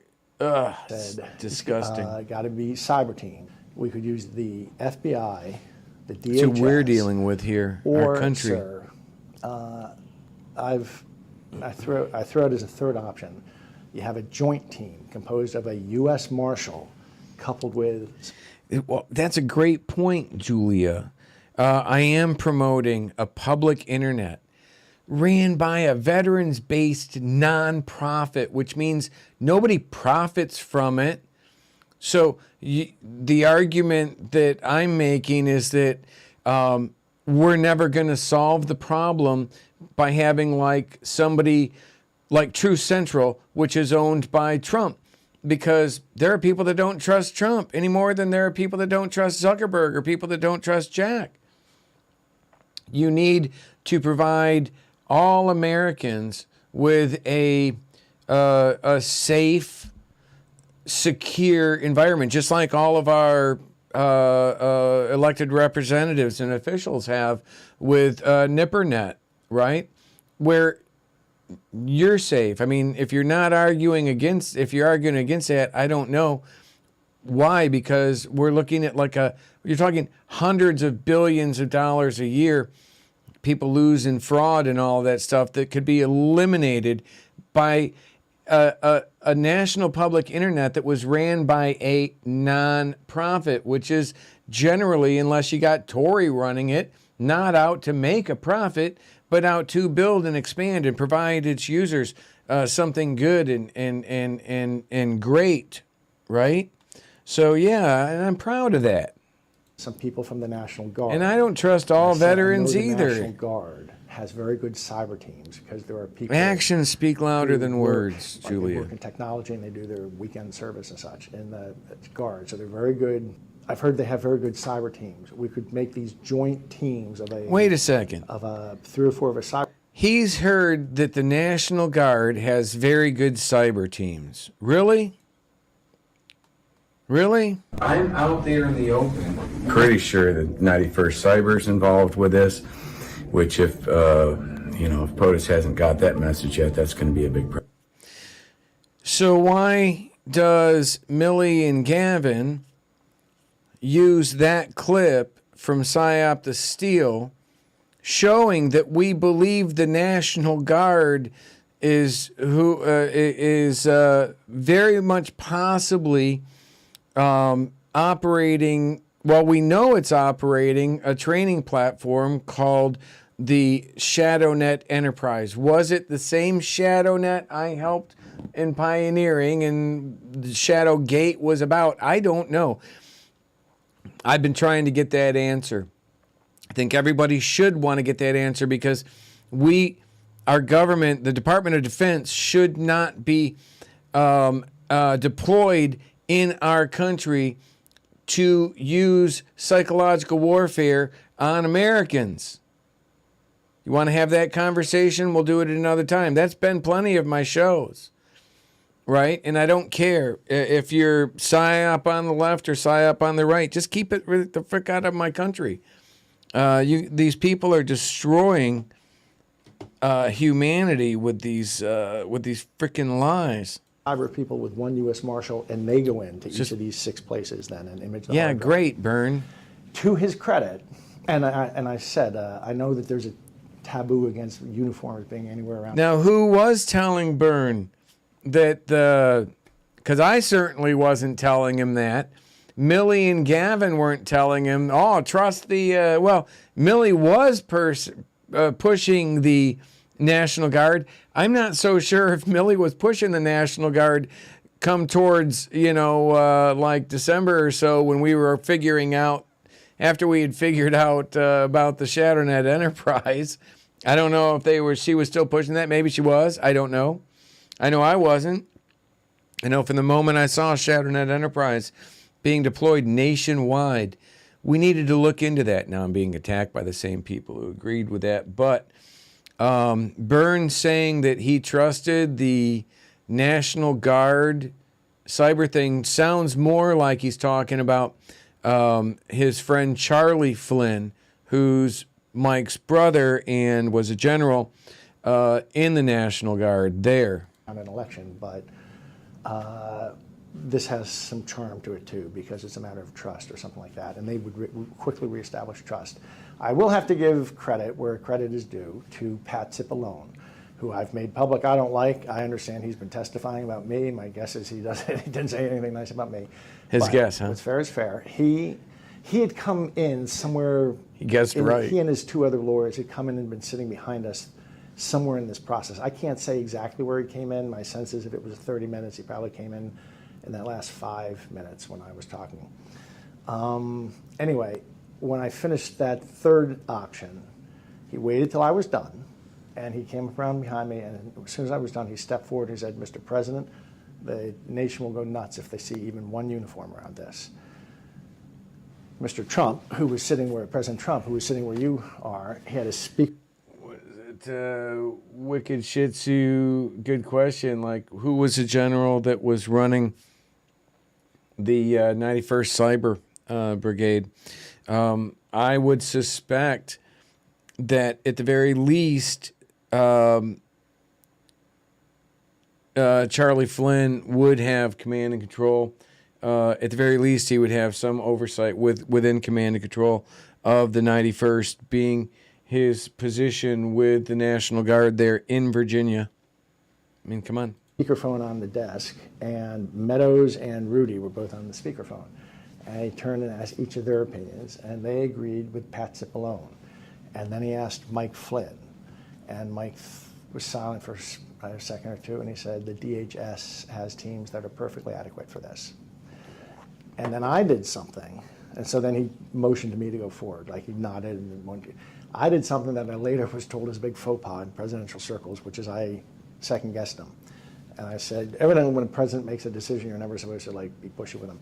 I said, but I interrupted before he moved on. I said, sir, just to be clear, obviously it's your choice, not my choice. I just want to be clear. I think that we're in this national crisis because we've had a complete breakdown of trust. We've had a complete breakdown of trust now, and I'm not sure that doesn't extend to the FBI and the DHS. If this is all about reinvigorating the system with trust, the U.S. courts are very trusted, and the military is very trusted. And the National Guard, yeah, it's the military, they're in uniforms, but there are brothers and sisters and citizen soldiers and the people, that whole thing. Yeah, the military are trusted until the conversation is about the military being trusted to deploy on U.S. soil against Americans. Then the Constitution actually steps in and says, well, no, the military can't be trusted there. The people will work around. So the quickest way to get trust back in the system could arguably be to take these joint teams of a U.S. Marshal from a court who can validate, chain of command, coupled with the 2 or 3 cyber people who are just going to take the image of the hard drive. That would probably reestablish trust quicker than anything else. And to his credit, Donald reestablish Trump trust again. Spiel, and then he said, again, all being led by a former director of a psychological warfare unit, subject matter expert in misinformation, disinformation. Yeah, let's put him in charge. Oh, we did. Phil Waldron. Hey, he did see Shadowgate apparently and liked it though. Said, Pat, no uniforms. I said, yes, sir. So then we went on. So that was it. The whole thing so this is not as this was never about commandos swooping. Oh, Julia Cotter, have I been paid as a contractor any time from 2018 to now? Just curious. God, no. Holy Jesus, no. I've been helped out from 2017 to 20, I get about $17.50 a month or so, 70% VA disability. And I get a little bit of support from Patreon supporters that go back to 2018, maybe, I think. Late 2018 or 2019. And not much more than that. Post Shadowgate, I did get more followers, but as you guys, if anybody's being honest, they'll know that, I wasn't just out there pushing, doing shows and stuff like that with Tori. I didn't post a lot of stuff. I worked on my website, I worked on my book, which all took way more time than I had planned and more effort. But I wasn't out there trying to do like a show and stuff like this. In fact, the moment somebody else can pick this up, I would just like to be done with it. This isn't something I have any desire to do. Whereas these people who are attacking me, saying that somehow this is like my gift, something I want, I'm like, these people have been doing this for decades.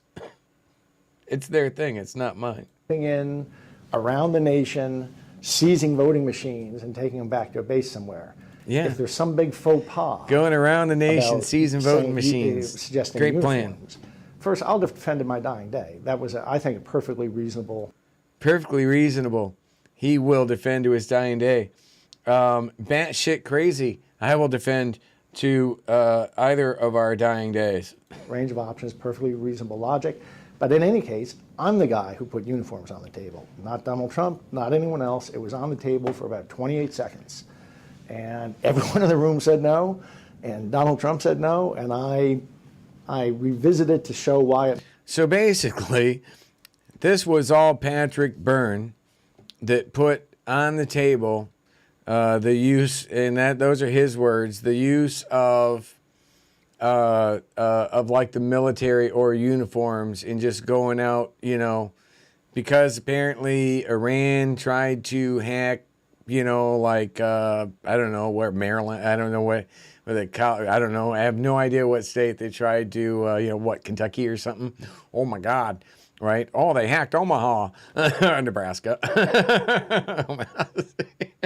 So, right? We don't know. And by the way, I'm just curious if Iran, if the state Iran actually did hack, according to CISA, if that state actually was one of the states that they chose, or did they completely just choose every state based on its likelihood of overturning the election, which is by its very definition cheating.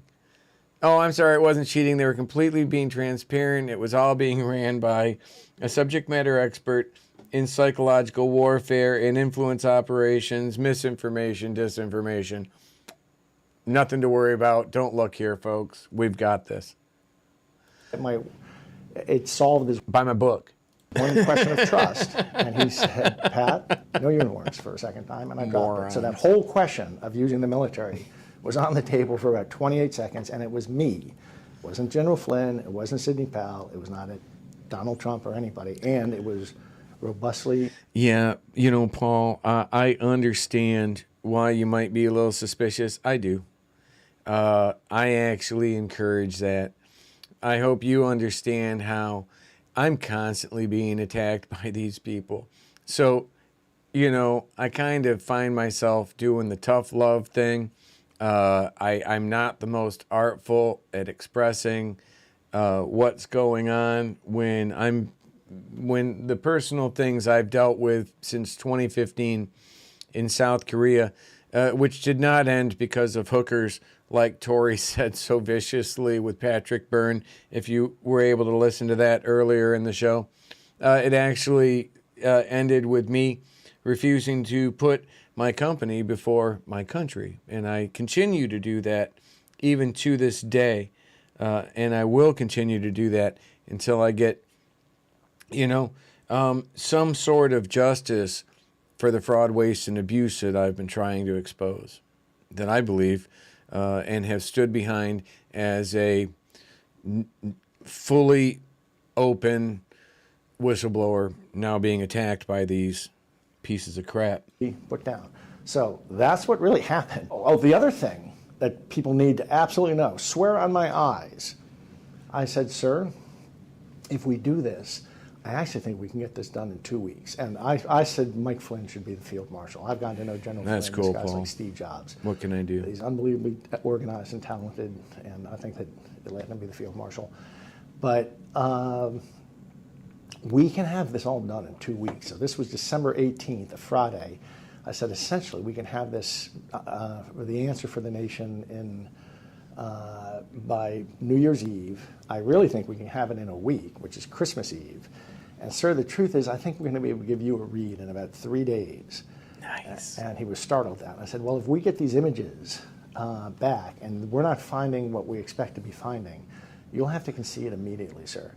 And he cut me off. He said, Pat, you have no idea how easy that's going to be for me to do. You have no idea. On January 20th, Marine 1 is going to be landing right out there. The window, he's at the Resolute desk, the window's out there to the south lawn. He says, you have no idea how easy it's going to be for me to walk to that helicopter, get in, and fly away, and I will never spend a night in this town again. I've got my golf courses, I've got my friends. Trust me, Pat, my life's going to get a lot better. How can I do that? He's not doing too bad. If I think that this election was stolen and there might be a foreign element involved, how can I really do that? We had that little exchange between us at least twice in front of everybody, and which, okay, how do you do that? You do that by honoring your oath, the oath you swore when you put your hand over the Bible, President Trump, just like I swore when I put my hand over the Bible through my enlistment. You swore to honor and defend the Constitution. And the Constitution says that even though you don't like how it turned out, I didn't like, I ran in 2004 for supervisor of elections in Pasco County. I did not win. I did not run thinking I was going to win, but I ran with no political affiliation, simply because I felt that then and now the only way you're going to have is integrity is if the person counting the votes doesn't have a political affiliation. You can see that. You can go back to Pasco votes or whatever in Pasco County, Florida in 2004 if you're trying to wonder whether or not the stuff I say is true. And you can see that I ran, and you can see that I ran with no political affiliation. Google Patrick Bergy, Kurt Browning. You'll see I collected 2,312 petitions to get my name on the ballot. Again, no political affiliation. Pissed off the Democrats, pissed off the Republicans, just like I'm doing now. And I'm fine with that. I learned a lot about elections. I learned a lot about government.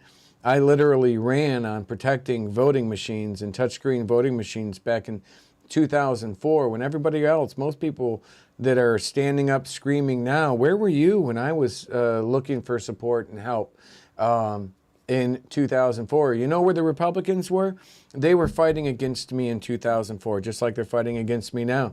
But in 2004, I was actually getting support from people like this lady, Janice, who actually I got a text back from not long ago, very, very recently, a DM back. Janice is a Democrat. Even though I ran with no political affiliation and I wasn't registered as a Democrat, you can't be, or I don't think you could be. You know, she believed in what I was doing. She was a Democrat who believed in the integrity of the voting process. She believed that touchscreen voting machines were highly vulnerable to exactly what all these people are bitching about now. Exactly what Byrne is bitching about. And all of these people, and Tory and all these people, and they attack me, yet I'm sitting here going, are you kidding me? Where were you in 2004 when these things were first beginning and happening? You were nowhere to be around. And now the Democrats attack me. Oh, we can't let him expose Obama's national security advisor.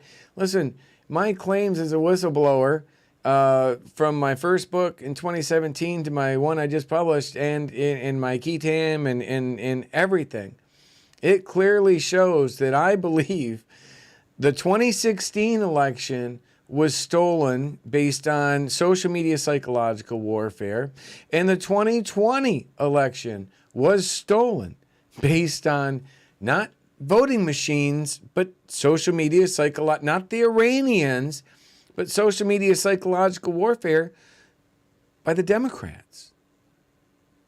Oh, so Democrats, they're pissed at me.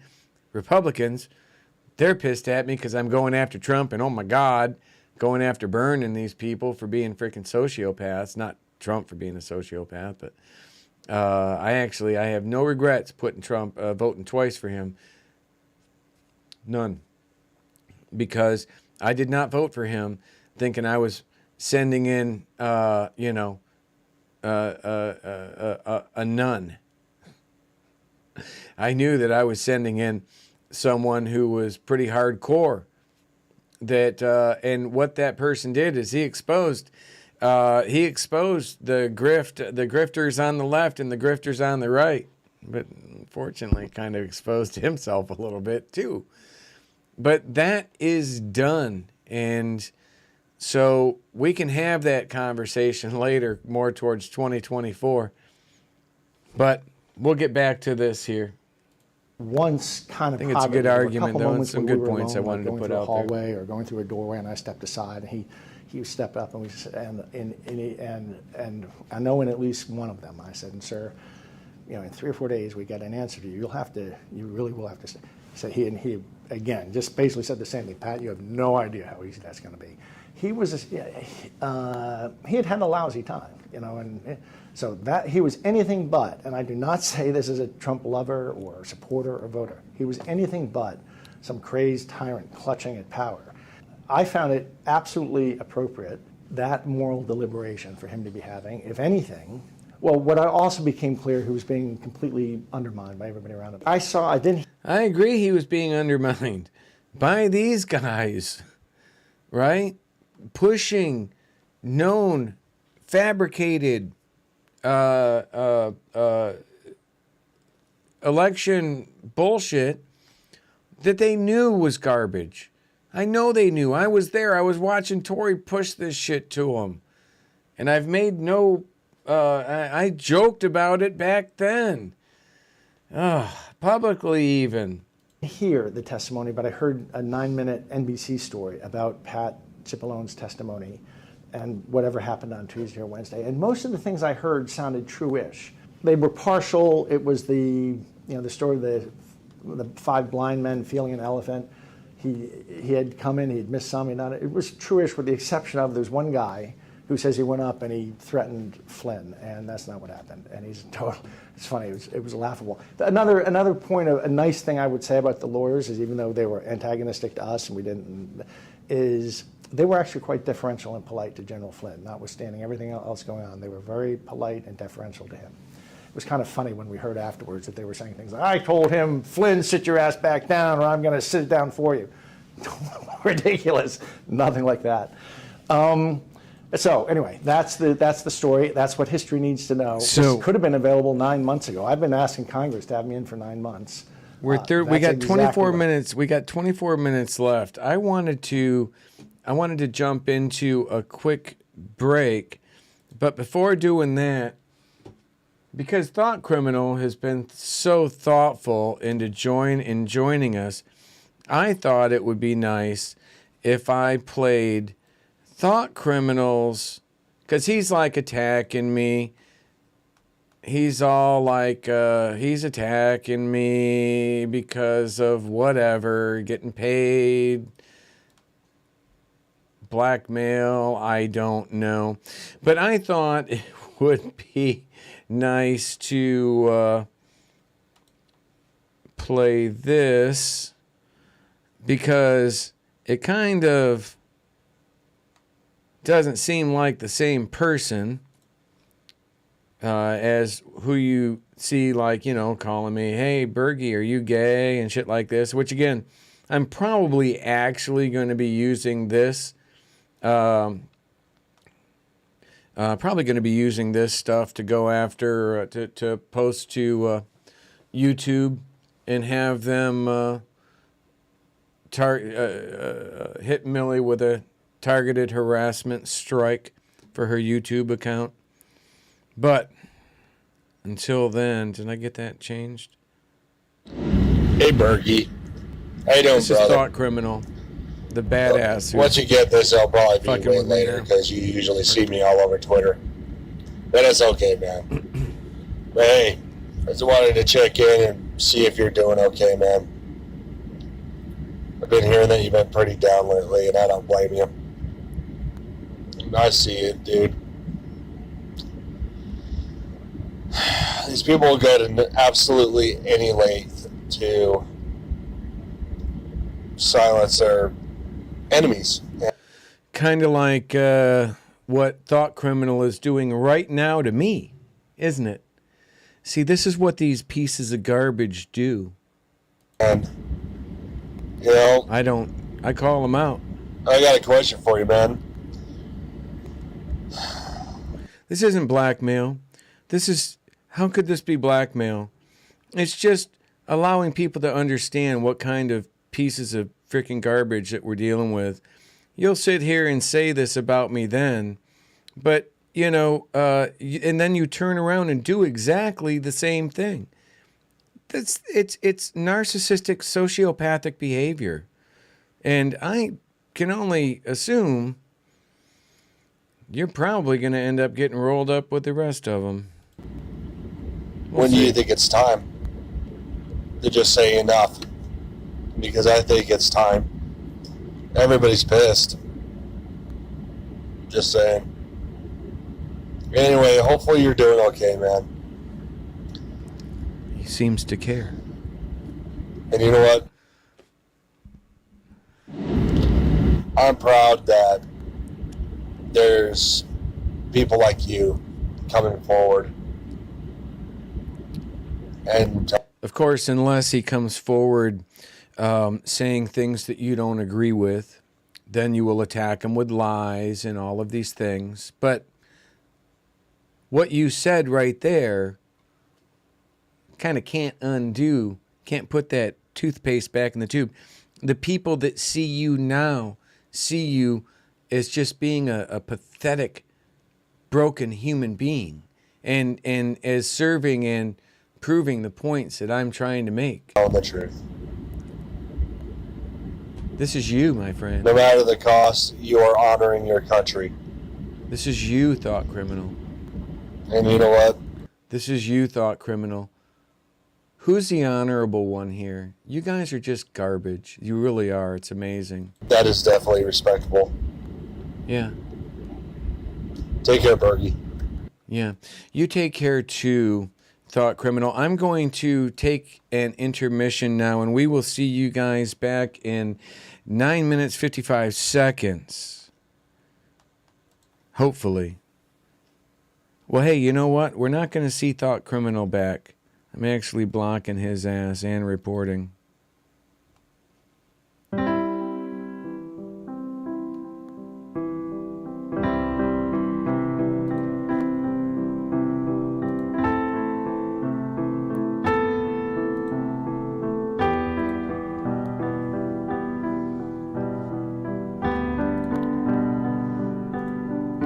Goodbye, Thought Criminal.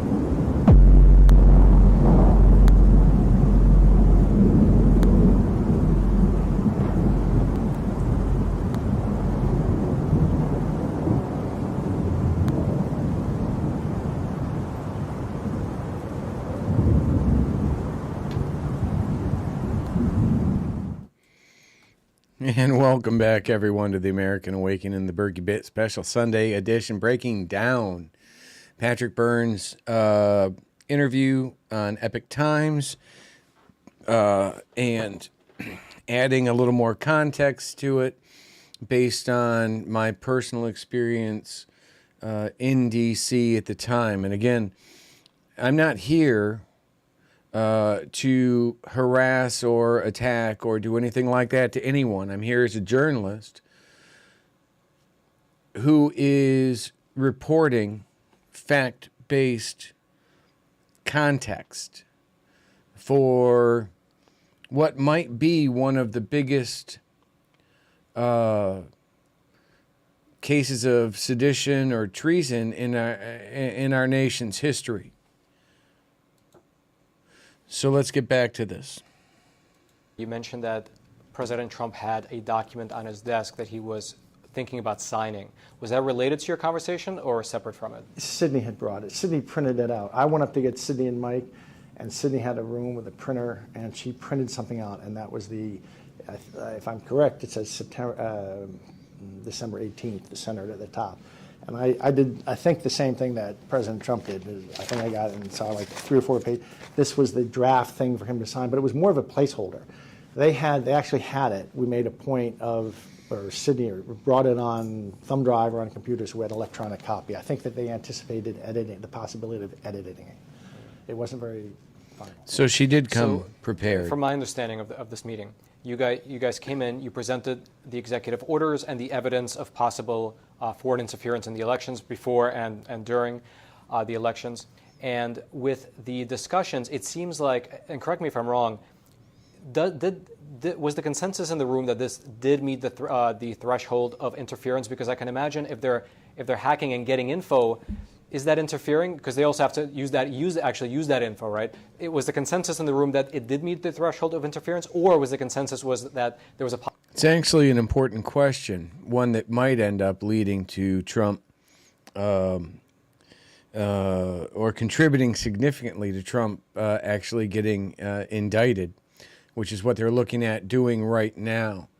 So thank you very much, by the way, Patrick Byrne, for helping to get President Trump indicted on this shit, right? Because that's literally, how much was he looking at this with?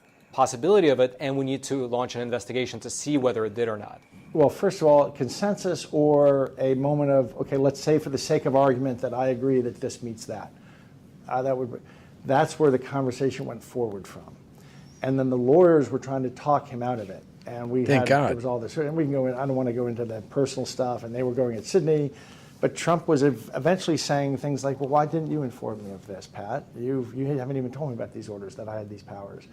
And I finally confronted him, and I thought, I might as well. I said, Mr. President, this man has been telling staffers since November 4th that we have to get you out of here. We have to get the president into transition mode, just get him to concede. And I can get in 2 staffers in 20 minutes who will come and confirm that. And he looked at Pat Cipollone, and Cipollone said, Mr. President, you know how hard I've been working for you, which I have to note isn't really a denial. And then they all stormed out. They stormed out 3 different times. The lawyers, I hear they're saying that they were shouting. They were the only guys who shouted. They shouted. I was shocked at how they treated the president. And I didn't even vote for the guy. I didn't even really like him until this meeting, frankly. As I said, I came to like him a lot more as he was president. What I like is I love the people who love Trump, is what I love. I love Americans, and they're the people. He loves people who love Trump, or he's targeting the people who love Trump as some sort of like grifter would, which kind of seems plausible. I'd say for the sake of argument, let's say that this all meant what are we going to do? It would be the tone, but then the lawyers were against it, and what ended up happening. So shall I go? So we left, but then it evolved into, okay, if we're going to do this, the lawyers. He was saying I would appoint Sidney Powell as a special counsel just to investigate this matter, and I was saying have Mike Flynn be the field marshal. He's right. He could Oh, rest and that sleep. so. And Of course. What better way to build trust, bipartisan trust, than to have Flynn be like the field marshal to all this?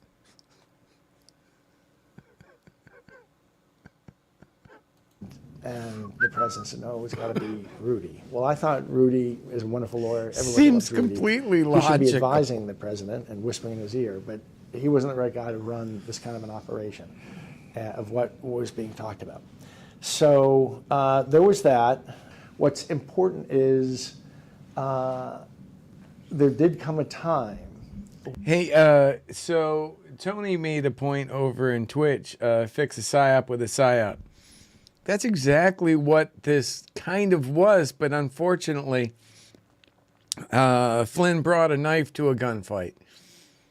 Like I said, in 2016, I believe that Trump's people, Bannon and those guys associated with Cambridge Analytica, used psychographics, psychological warfare to create an highly unethical and highly immoral competitive advantage against their opponent, oftentimes fabricating stuff and just hate and everything, right? So, we won.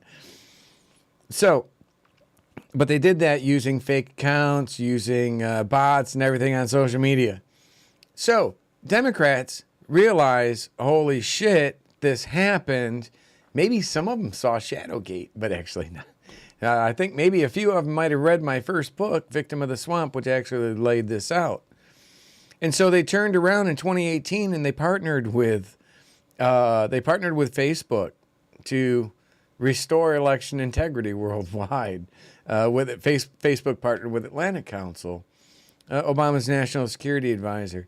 And then from there, and from that little thing in 2016 around the 24th of December, when the Congress voted like $170 million to fund these foreign election influence operations. Sorry about all the lightning there. If someone's going to go into like some sort of seizure, we wouldn't want that, but it's kind of cool. No, so but we wouldn't want that, right? Let's continue. They kept pushing back so hard and so foolishly. Like at some point they said, when President Trump said, why didn't you even tell me about these orders, Pat? Why did I have to hear it from them? At least they want to fight for me. You guys don't even want to. And he says, Mr. President, I'm not your campaign lawyer. I'm your White House lawyer. Thank you. No shit. No shit.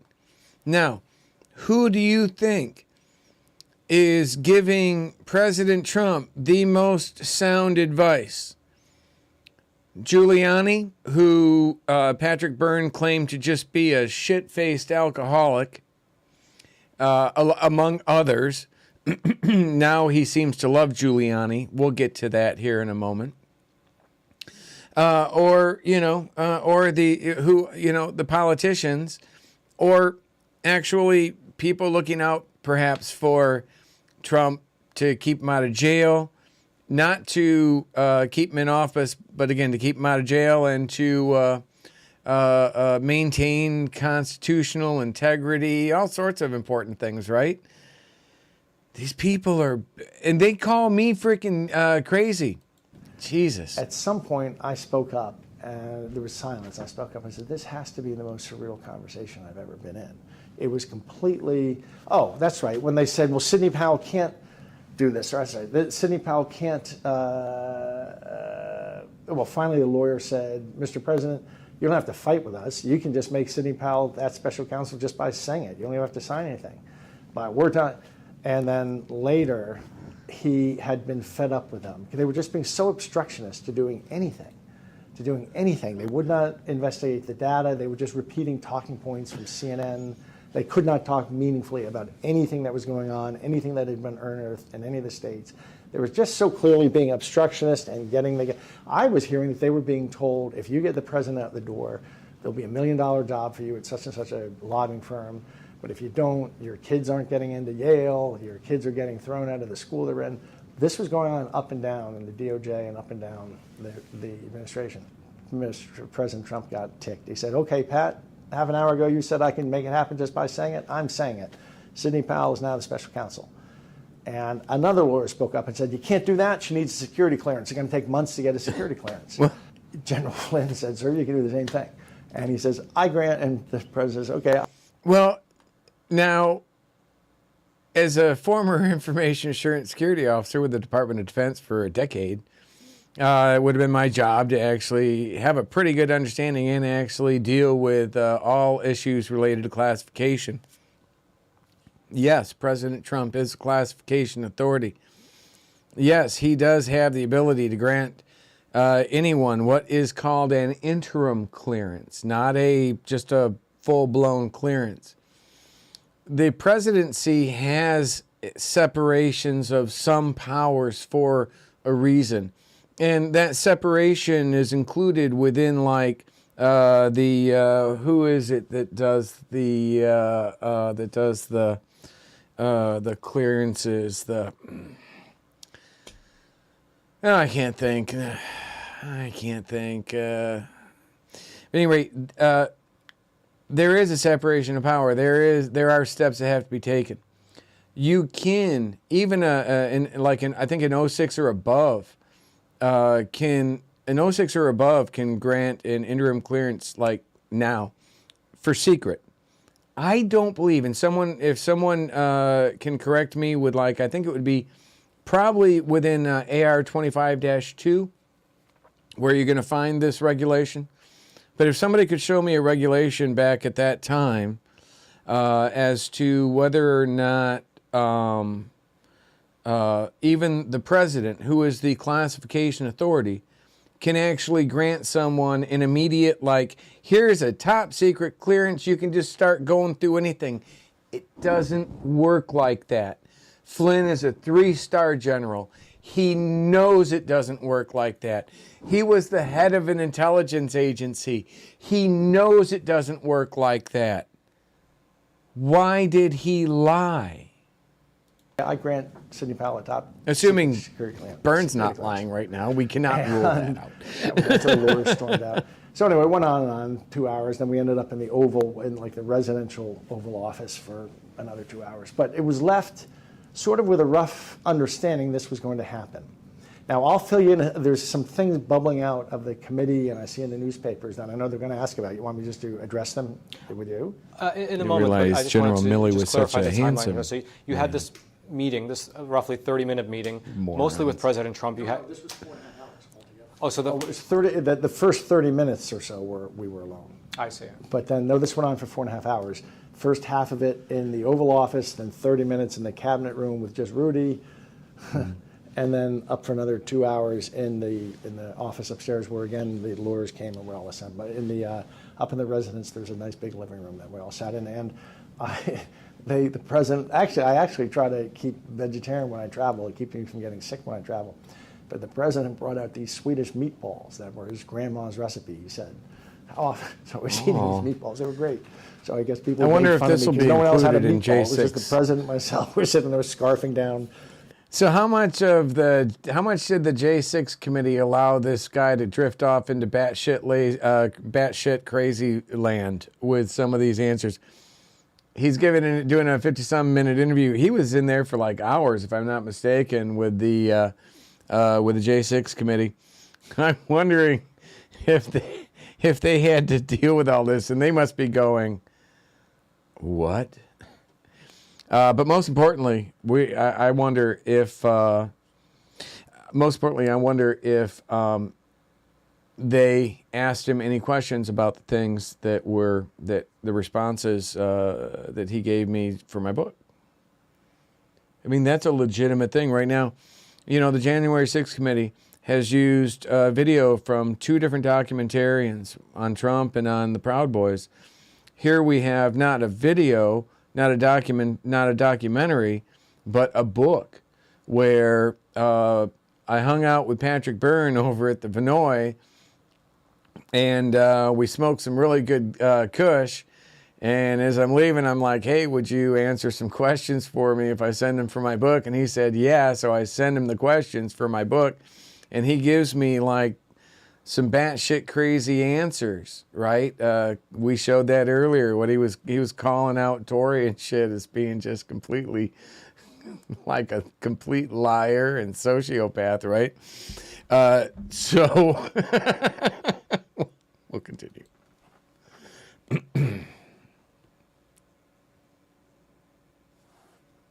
Come on.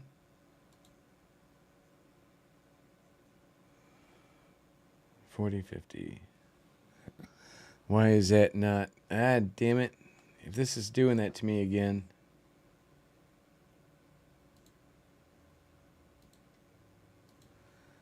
So $40.50. It needs to reload so it can get more analytics on you. Jesus. That right there is the U.S. Capitol building. And if you happen to... So I guess excited. Like, you know, I know he's your friend, but we were saying, like, at the end of the day, this is all we need. I wonder if they paid attention to the thing we showed you earlier with Tory, with his interview with Tory. Whatever they come up with is fine. If they find nothing, it's fine. If whatever they surface, whatever the Senate decides to do is totally fine. And, you know, I even said to Mike, you know, I know he's your friend, but just so you know, that's what I'm in it. He's like, he said absolutely the same with me, Pat. This is just if, you know, the information has to be surfaced. Zara was asking about Sammy Davis Jr. with, so you asked for him, you got him. I had to just pause. Show me something natural like Afro. Show me something natural like ass with some stretch marks. The right decision has to be made. That's just our responsibility to get the. And sorry, I mean, there was no huge. We felt like we had really accomplished what needed to be accomplished. We would get an answer by New Year's Eve. We'd probably get an answer by Christmas Eve, and otherwise, we're going to be in this really awful position that we're in now. We knew we were going to be in this position. But the truth is, what was so exciting to us was about clearing up the mystery. So, but then we found out over the weekend that it was all canceled. The fabricated mystery. Sydney did. Sydney tried to get a White House ID and a desk, and by the time she on Sunday was trying to arrange it, she was told it had all fallen through. So that never happened. The things the J6 committee is wondering about. So she tried to get a desk and shit. You know, his testimony is how much. Do you realize how much Patrick Byrne's testimony is going to trigger in investigations into Trump? And you guys still think he's his friend. So I've told you that story. There's another story to tell about China Byrne. The rally. We were in discussions. With the only time that J6 ever came up with the president was I brought up this thing about, sir, you've got to make it as needed a desk to release the crack really quickly. If we get the answer to you by New Year's Eve or earlier, and that stuff. We can't wait until J6 and then do this. If we did that, sir, it would be really sore loserism. And I said that to him, I believe, twice. That's the only mention of J6 in meeting. Well, no shit. The whole scheme was. Well, let's do this on January 6th. 3 or 4 days, and with the whole country coming. That seems like the perfect day to start a crime against humanity until this time. For anyone to have questions like that, why not go? To go and inspect the election stuff. It was. I didn't see that as a huge deal. Between being in a constitutional crisis that could end the nation, which I knew is where we would be if we tried to choke down an election that nobody had any real confidence in, or getting an answer like that. I guess the difference between being an entrepreneur and a lawyer. Lawyers look at things through all these. I was thinking, gee, our country is going to enter this nebulous, awful space, or we can have in 7 days, whatever, we'll have a total answer to this. Oh yeah, 7 days. Because the government functions so well. around Christmas time. We were talking about should there be a big rally, and what was being debated in our circles. This guy's a moron. If there is one, should it be in D.C. or out of the state capitals? And there was some debate over a few days, and it was somewhat more on let's organize at the state capitals. There had been in November, December. Something called the Jericho March. Let's organize at the state capitals. Organize these rallies at all the state capitals where people walked around, and we where thought that was better. Where Akbar stormed, did a trial run. Where Akbar and AJ did a trial run storming the Capitol. Again, is he tying this to Trump? Holy Jesus! For a number of reasons, easier and a whole bunch of constitutional reasons, it makes more sense to take that to the state legislatures and such. But some couple days later, President Trump had tweeted, "Come on J6 to Washington." It's going to be wild. And so we all said immediately, okay. Once we now. Julia Coulter answered, yes, the president can, as to my question. But my question wasn't like, yes, the president can. He's the authority. But I don't think, or I would need to see I get it, right? But I really want to see, I think it's AR 25-2. I want to see the regulation that would authorize the classification authority to give anyone immediate, top secret or above access. That's kind of specific. That's specific to my question. Top secret or above immediately. I don't think, and this is literally, I was an information assurance security officer, ISO with the DOD for a decade. I mean, literally, that's my job. I could be wrong. I'm not saying that strong, but I really don't think I am. And I'd love to just actually see the AR regulation. That's all I'm saying. I think I only found that out on the Monday, Sunday or Monday. And so from then on in my interviews, I echoed this: come to Washington, D.C. on January 4th, 5th, and 6th for peaceful rallies. And thankfully, every interview I gave, I jumped up and down on this point. We got to be peaceful. We got to be better than the other guys, where no one's going to get violent. Boom, boom, boom. The J6 committee it turns out that tweet from Trump went out at 1:30 in the morning, and we left at 12:15 a.m. And what I'm seeing is that they're trying to say that had something to do with this. It's two different stories. And they didn't even really intersect in my mind. Even a couple days later, when I heard he had tweeted this, I think it was only sometime later, days or weeks, I learned this thing that actually that tweet had been sort of an hour and 15 minutes after we had left the White House. And I wondered why that was. So, Patrick, when you were having these discussions after the meeting about January the 6th, what was the thinking there? Whether it's at the state capitals or here in D.C., what was the idea behind the rally? The ideas behind the rally, at the end of the day, this is not something that should have been fought out in the court system. It should have been fought out. The Constitution puts the authority really with the state legislatures, and they have what's called plenary power, which really means... No, actually, literally, the courts are the only place this can be fought out. And once the actual vote's been done. They can do whatever they want. I think that constitutionally, a state legislature could flip a coin and decide, and it's not the way the Constitution is written, and that was done for a reason, and there's a great Federalist paper about it, about how by this system, of course written in much better language, it creates sort of this watertight chamber, and all the tumult and discord that occurs in the state elections, which our founding fathers anticipated, can be contained because the state legislature is supposed to look at everything. So they could look at everything and say, and have said, okay, the outcome comes this way, but we see there were 300,000 ballots that don't have a chain of custody, and you know what? They put everything in a hat, shake it up. We think this is the guy who won. But there weren't 300,000 ballots that didn't have a chain of custody. I'd like to remind everyone this was going on, though, which I find interesting. Crazy day, huh? It's a crazy day. You scared? We're gonna win. What? No, I mean, you scared? Taking my hand? You guys are funny, man.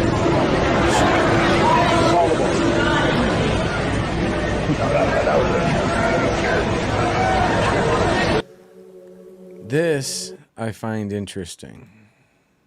Crazy day, huh? It's a crazy day. You scared? We're gonna win. Now, notice that Patrick Byrne is right there. Look at how close Patrick Byrne is. He's watching what's going on. See, he sees Alex Jones approaching General Flynn. If y'all don't realize that there's like a freaking game going on between Byrne, Flynn, Alex Jones, current and former members and assets of InfoWars, current and former assets of Flynn, like Laura Logan and others, you are not paying attention. Scared? We're gonna win. Are you scared we're gonna win? What? No, I mean, you scared? What? Taking my hand? Grabs his hand. Look at Patrick Byrne. Does that look like someone to you that doesn't realize, shit, he's on to us?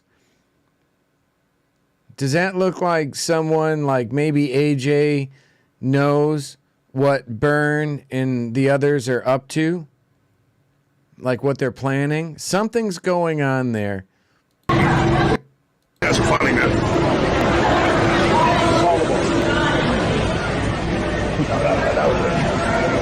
Something was going on there. If they do that, I think the Constitution would have let them do that, because the truth is, and I knew this by November 10th, this is an egg that cannot be unscrambled. It could not be unscrambled. I remember, What I think I only egg found out can be unscrambled? much later that he had done that tweet an hour and 15 minutes after we had left the White House. This is what happened. I never knew why. I thought, did we say something in the meeting? What happened wasn't clear to me until I ran into Rudy again a couple months ago. First time I'd seen him in 18 months. And we kind of kissed and made up, metaphorically. And he's a wonderful fellow. He's a wonderful fellow.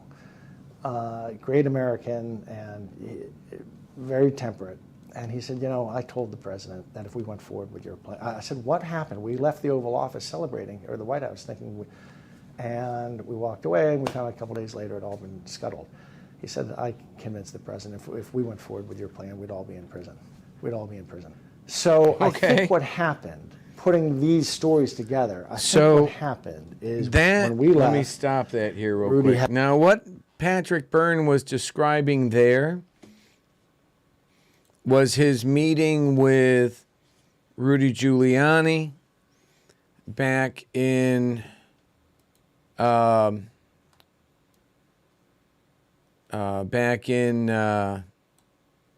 January of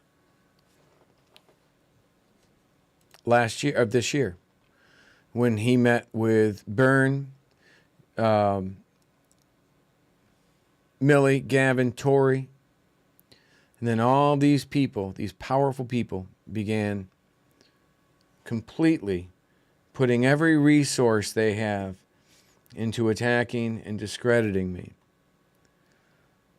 to attacking my customers with my business, my supporters. They say, oh, there are supporters because of Shadowgate. Well, what the hell was Shadowgate? It was something you guys grifted that was based on my actual claims as a whistleblower. These people just stole that. And they're like, oh, look at the monkey. Look at the silly monkey. Don't look at what we're doing. Look at what we're saying. Had his time, and he Disgusting. convinced the president to back out of our plan. And that's why, you know, after that was all done, an hour later, the president went on. And see, our plan, this would all have been over in a few days. It wasn't about J6. And there was no mention of J6, of anything about a rally or anything between us. or among us. It was, I think he got talked, well, I know now that he got talked out of it in the hour we left or something. And then my guess is he'd been excited for the evening that he might, and then he went back to his room and he sent this tweet that said, that focused again on J6, which was sort of the opposite. Well, what the hope had been this, and this is again, you know, everybody knew that this was constitutionally novel ground, but we also knew we were in a novel situation, an election with enormous mischief that no one could deny. And the idea was this, to get to, just as in 2017, early in January 2017, there were some Democratic House members who stood up and objected to. I'm not sure when you tried to buy the no coin, CF Neil. It should work okay. If you try it again and it doesn't work, please just send me an email. Freedomstream.tv is where you can find those, and actually they're pretty cool. I also have it available, or I've started setting it up to make it available at my patreon.com/American Awakening, not The American Awakening, American Awakening. And I'm setting up like a way for the books, the sets signed, and the coin for different perk levels, which I think would be kind of cool. Because I simply don't have the resources. These people have freaking done some major damage on me, but that's okay. They have a lot more to lose than I do. They can only do so much damage to me, but because I didn't have a lot for them to take to begin with. Be ceding into the recognition of the electoral votes. Their ability to do that comes from an 1887 electoral law that says if there's ever a dispute about electoral votes to recognize, and one member of the House and one member of the Senate dispute them, then they discuss it for an hour, and then there's another vote, and there's some mechanisms like that to resolve the disputes, which would suggest the role of the vice president, who presides over it all, is not just to open the ballots and count them if there's a dispute resolution. Now, okay, so Byrne is laying this out. That's what his belief was. White House attorneys laid it out, and I actually find their argument to be far more rational. And I can't go into it, or I'm not really qualified to do that, but basically, yeah, that did happen in the 1800s. But like the Voting Act or something was done at that same time as well, that was done by Congress to solve the problem he's describing. So the example he's using is an example based on a problem that had already been solved, and there are legal ways to deal with it. Process. What he was proposing is not one of those legal ways. Then there's, and this might boil down to just between two different people seeing the interpretation of a law two different ways. But then again, that's why these things are handled by the courts and not by the National Guard.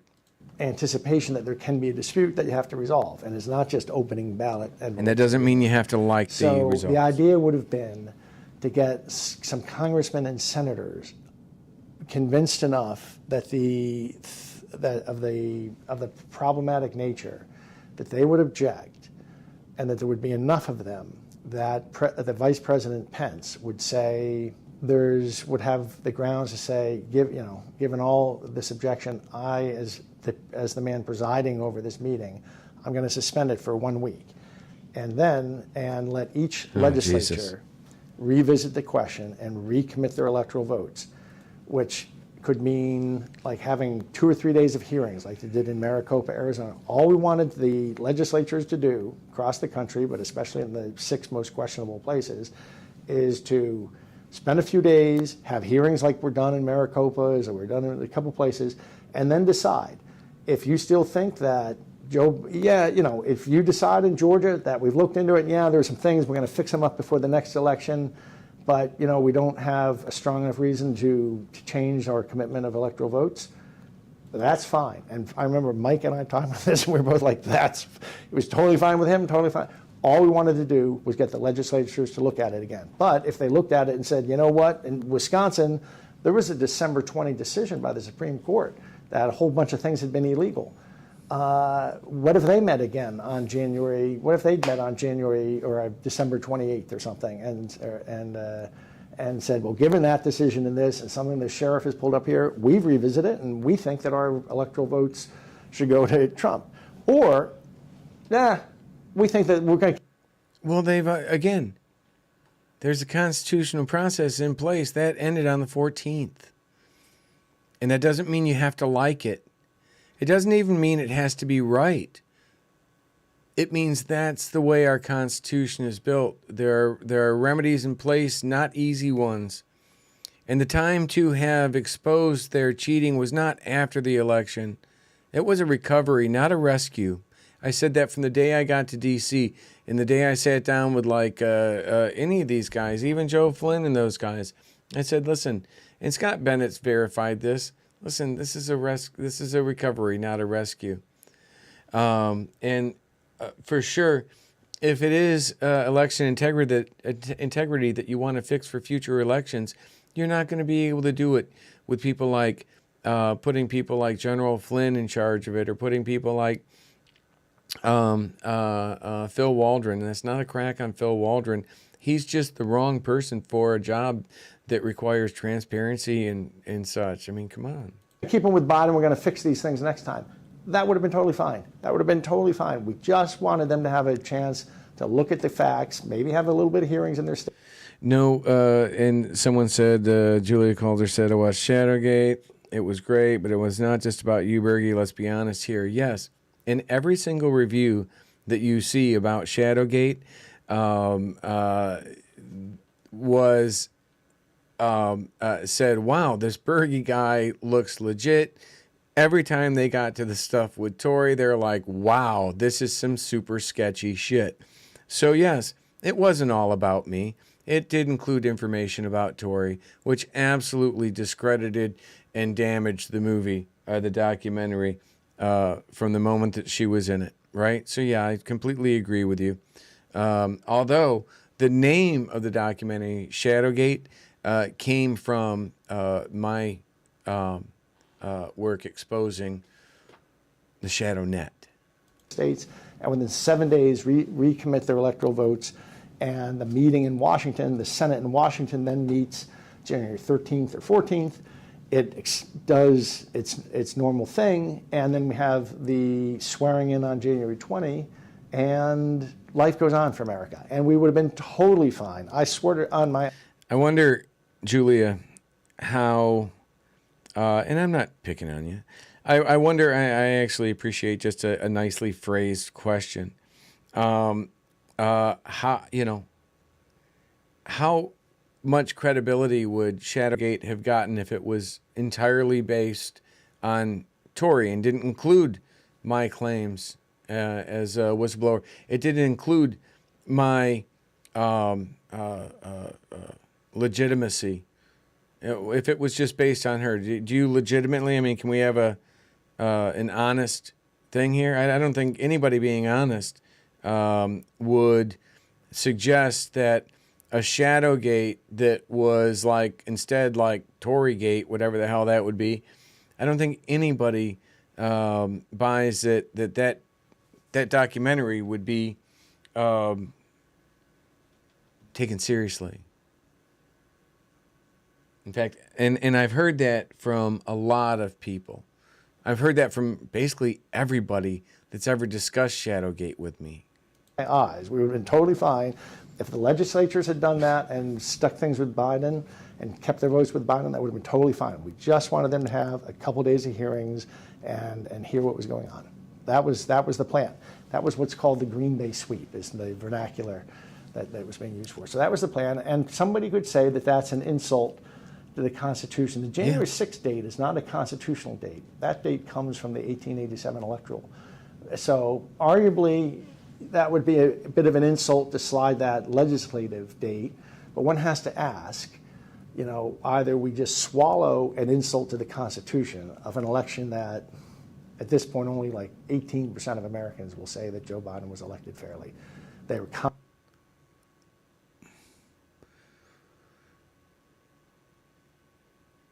I don't think phrased that way is accurate. confident he was elected fairly, 18%.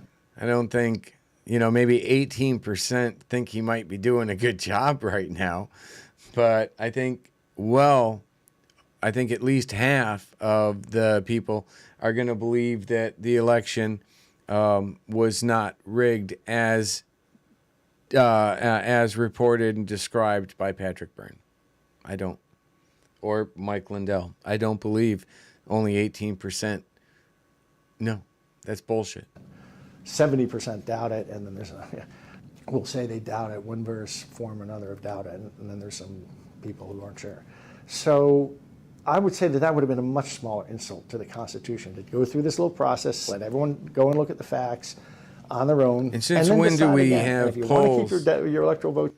Since when do we have polls determining how the Constitution reads? Again, J6 committee, actually, if you can put the partisan stuff aside, they actually did a pretty good job making their case legally based on what I saw as far as like law goes. I'm not an attorney, but I have stayed at the Magnuson Hotel, which barely makes me jokingly a paralegal, you know, from that hypothetical perspective.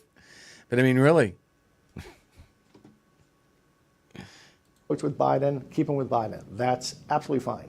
Mike Flynn would be back surfing. I'd be off skiing. That's it. That's what we wanted. That was the plan. That was the so. And this isn't a defensive thing. Like so, I'm not afraid for reasons.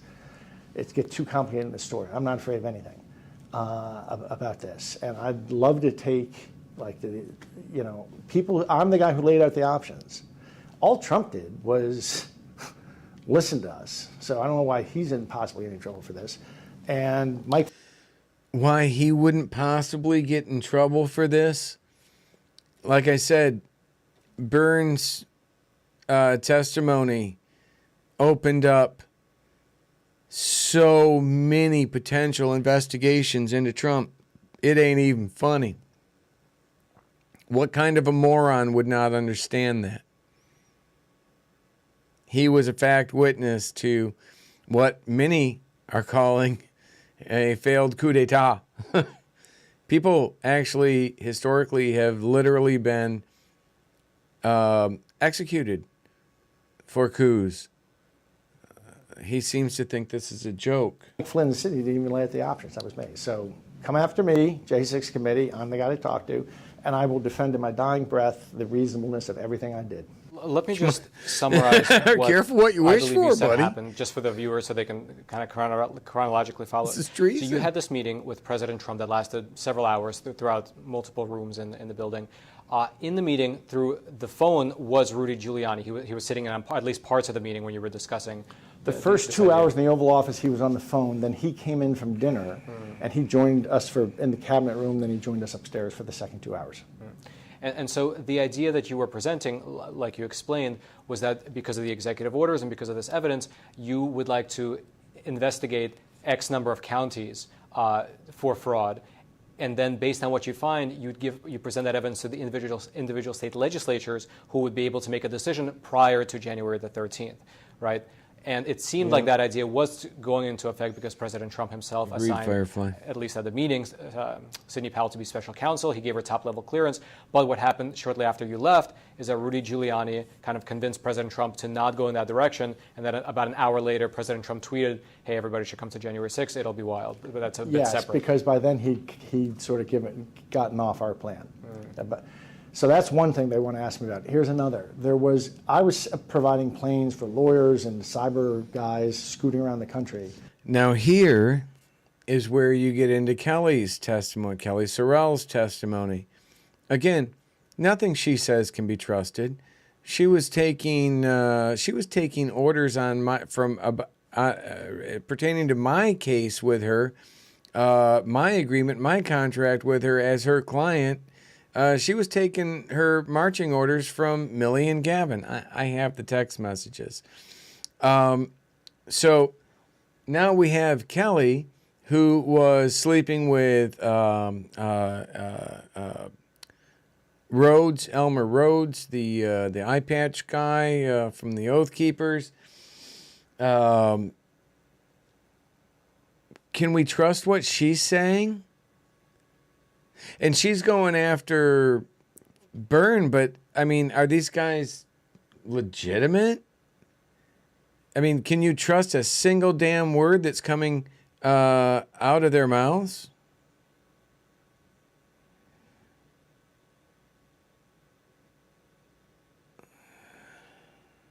I don't believe so. Now, Julia Cotter doesn't agree with me, but you can't be objective when it comes to Tori. I think Tori did great. I like her, and that's cool. But, you know, I kind of, great, right? But explain why Patrick Byrne said Tori was taken out and interviewed by some people I know from the intelligence community who are absolutely on our side.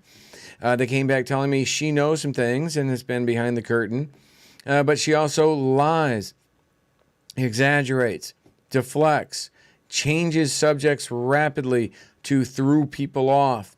And we cannot rely on her for anything factual because we caught her in too many lies and exaggerations over 3 hours. And then he says, because I came in with her, I was painted with the same brush. But now he's literally using her, talking crap about me, as you can see right here, that I played earlier, right? So listen, he got fired because he was busy with hookers in South Korea, but found out that someone was a pedo and used that as an excuse as to why he didn't do his job. You know, you should interview him. So I put them in touch. So you know, I just say, Julia, right? Are you okay with the fact that that was Byrne and Tori sitting there talking about me, suggesting I somehow lost my contract in Korea? Not because of the IG complaint, which you can see online and filed and verifiable, but because of hookers? Is that, you know, so if you think that that's okay, if you think if you think people are okay like that and you want to support people like that, if you want to support people like Tori, if you want to support, I mean, Julia, do you support John Here to Help, who just got, you know, arrested? You know, for what? He was working as the night manager of an adult bookstore.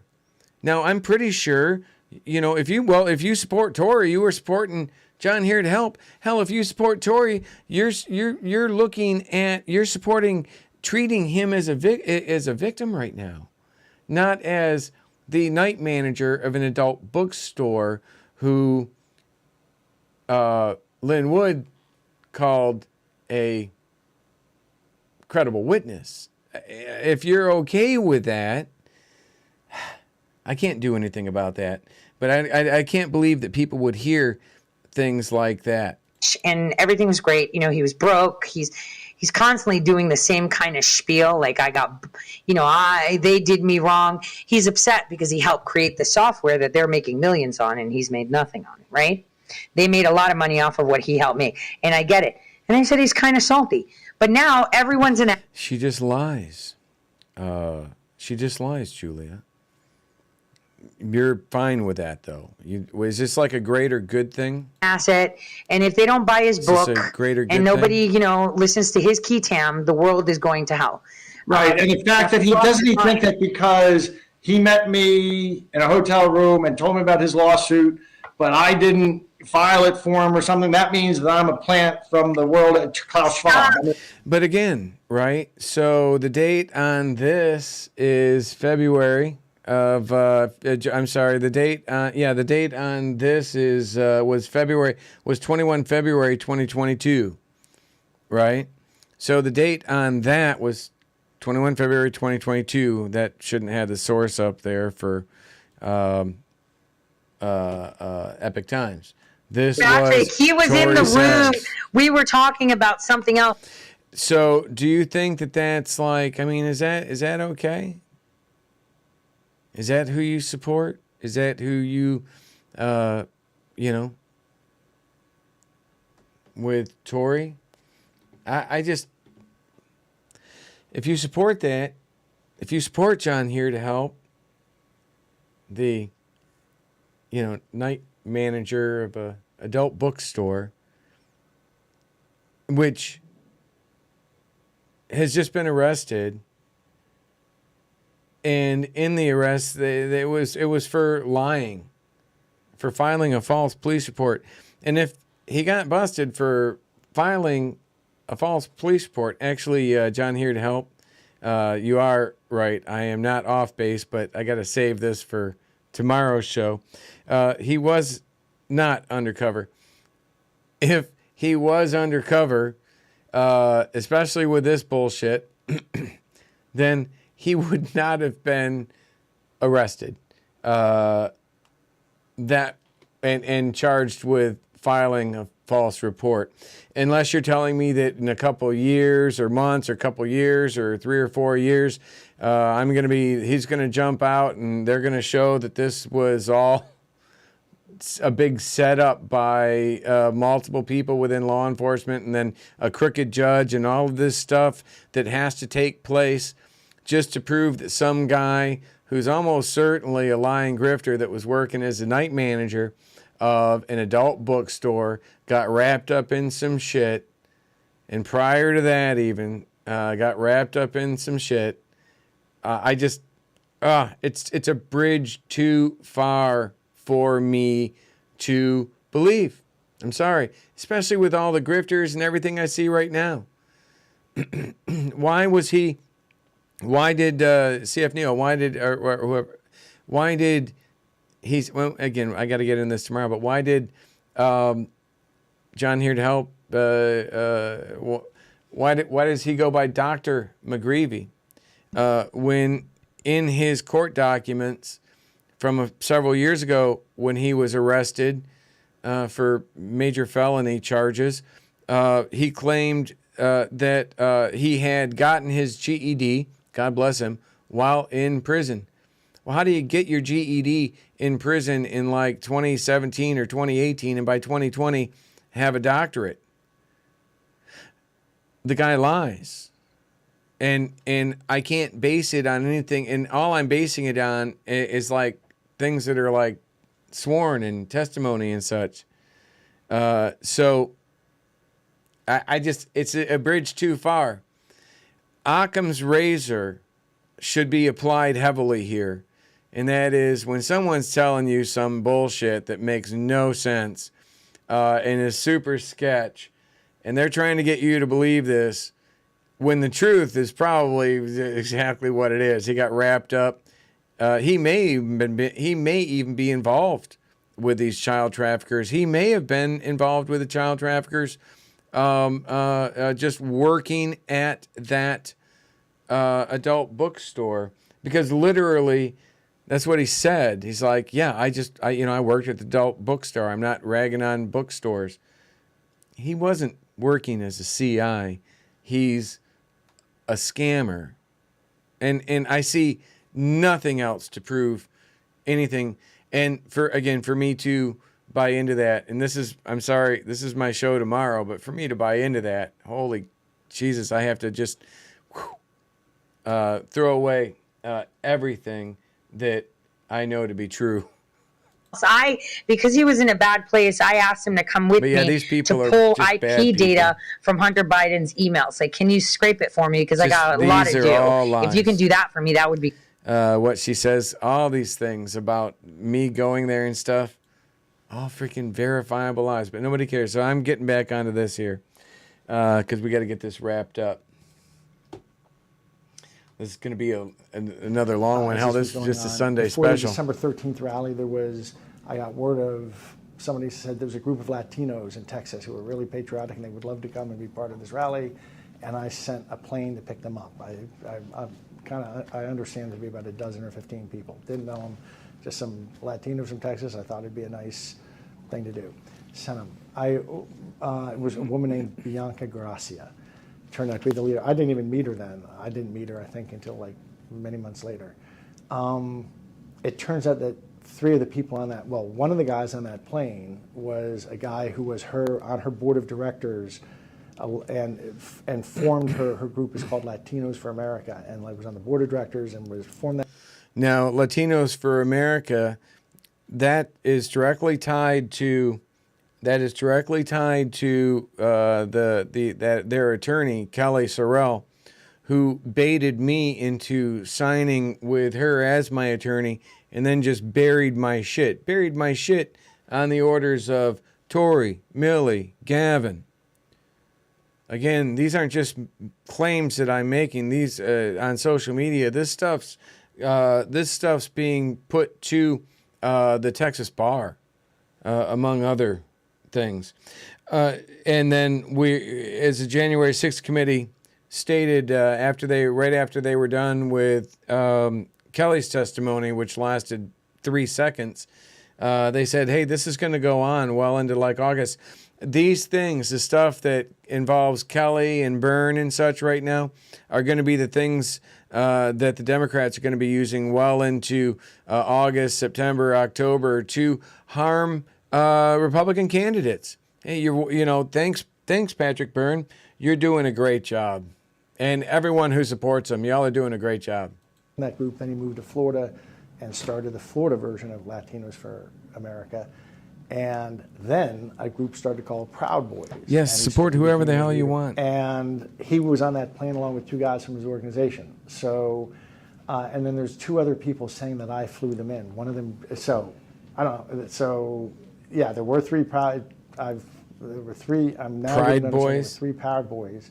And Power Boys, Pride Boys. Pride Boys, I think, is a different organization. They definitely have a different flag, Patrick. So are these Proud Boys, which we don't really know because Proud Boys was named after a gay musical by a Canadian influence operator. Enrique being one of them, with Bianca on that jet. My entire involvement in that is somebody said, hey, there was a bunch of Latinos from Texas who would love to come and be part of this rally, and they were very patriotic, and I thought it was a nice thing to do. I don't think I bought them a hotel room, and that's just, sorry. That's I don't think I bought them a hotel room. I have no family or anything, so I kind of go around doing nice things like that when I can. So now you know everything. Now, I'm going to be curious. We don't know everything. Actually, one thing he left out, did he mention one of the Sullivan brothers and the accusation that was made that one of the Sullivan brothers was on that flight? On his plane? I forget if he made that accusation because Kelly's made that accusation quite a bit. Jason Funes, well, he was involved in that, and now he's recanting his story, but he's a lying piece of crap. You don't know. He was probably actually telling the truth the first time. These people, man, we got to get these people reeled in because this is all just a big game to them. This is what I'm going to tell the J6 committee. I hear that there's a bit of a concern that they're maybe selectively editing people's answers. And given I wasn't going to do any interviews or beforehand, and that I thought was our deal, but given that they've went out and have got such publicity, the whole about this, and spent Tuesday, I guess, talking about me, I thought I might as well conduct a little experiment. You, the public, you can know this is what I'm going to tell them. Now look at what they come out with clips and see if they match what it is that I'm telling you, or do they selectively edit? Well, Patrick, thank you so much for giving us this historic. So, like I said, going to have a good show tomorrow night with the John Here to Help arrest, how that tied into Lynn Wood. I think Riley, who is had to work today, I think Riley's actually putting out something very interesting on John Here to Help. And she's far more knowledgeable about his particular court cases and stuff that I am. My area, I saw what he and Tori were up to, pushing the Isaac Cappy bullshit to Lynn Wood. I saw that. That's what I was going to Lynn Wood about. When Tory attacked me and by feeding lies to Lynn Wood about me coming to harm him. Right? So when people do that, there's a reason that they do that. And we, like I said, you can support anybody, whoever the hell you want. I get it. A lot of people just are like, oh, it's the greater good. But, I don't know. It just depends on how you want to be judged. Because when this is all said and done, I don't think people who continue to support Tory and Byrne and Flynn or Lynn Wood and these others, even after the evidence has come out, I don't think that the public will look upon, that history is going to look upon that favorably. And on that, again, I would like to ask, I'd like to thank everyone for, God bless you, Patrick, for tuning in tonight. If you can, absolutely could use your help. freedomstream.tv. If you do have a problem ordering, let me know. Give me a heads up. I'll test it. I just did an upgrade. Not long ago, a couple weeks ago, for WordPress. And there's always things that can go wrong. That's why I'm actually going to be getting away from freedomstream.tv for orders and such, at least orders that I have to fulfill. I may keep like the t-shirts and stuff online that are fulfilled by third party. Patreon.com/American Awakening is where I'm going to be re-engaging with my original followers. There's just only so much that one individual can do with only so many hours in a day, and then having to research stuff and having to ship things and do all these things, and then on top of that take care of the website and such. That is becoming too much for me. So I'm probably, unless something changes dramatically, and we can get this information out to where people are able to have a conversation about it intelligently, not just being attacked by these powerful Council on Foreign Relations people and their assets. If we can get this out, then I'll be able to, and if we can get some of my books out and such like that, I'll be able to actually try to move forward on this. And Zara, I don't care, I don't care what people like you think about me, to be honest with you. If I did, I would have stopped what I'm trying to do as a whistleblower a long time ago, right? So you do you, I'll do me. I wanted to thank everyone over in Twitch land, Curious Squirrel, Tony, Real Bernays, I don't know. I know I saw a bunch of people over here earlier, but I've gone pretty late too. So Wicked, thank you very much. I'm pretty sure I saw Missing Parts in here earlier. Thank you guys. Real Firefly, Susie Q, thank you. Iceberg, all of you guys, absolutely awesome. To my new friends at YouTube, hey, if you're open to not just being stuck behind some narrative, then I hope you can support me. I hope you can share what I'm putting out here, and as Tori likes to say, buy my book, because I'm not selling I didn't make these books. I didn't make my first one in 17. Didn't make the last one now to try to sell a book. I made it to try to tell a story, right? And it's an important story. It's one that's playing out right now. You'd have to be a damn moron or or an asset to not see that everything I've been trying to warn you guys about, literally documented in writing, has been grifted by these damn grifters. And if you can't see that, I can't help you. Hell, you're probably just an asset of one of theirs. So on that note, I want to again thank everybody for tuning in. I look forward to seeing you all tomorrow night on the regular BERGY-BIT, 7 to 9 Eastern time. I'm just going to do it probably on, I might do it on just on Twitch or maybe Twitch. Or I'll figure whether or not we're going to be on YouTube because I get these people on here who just want to, who are just going to try to take me down on this because they're like cancel culture, but not, right? So we'll see how that goes.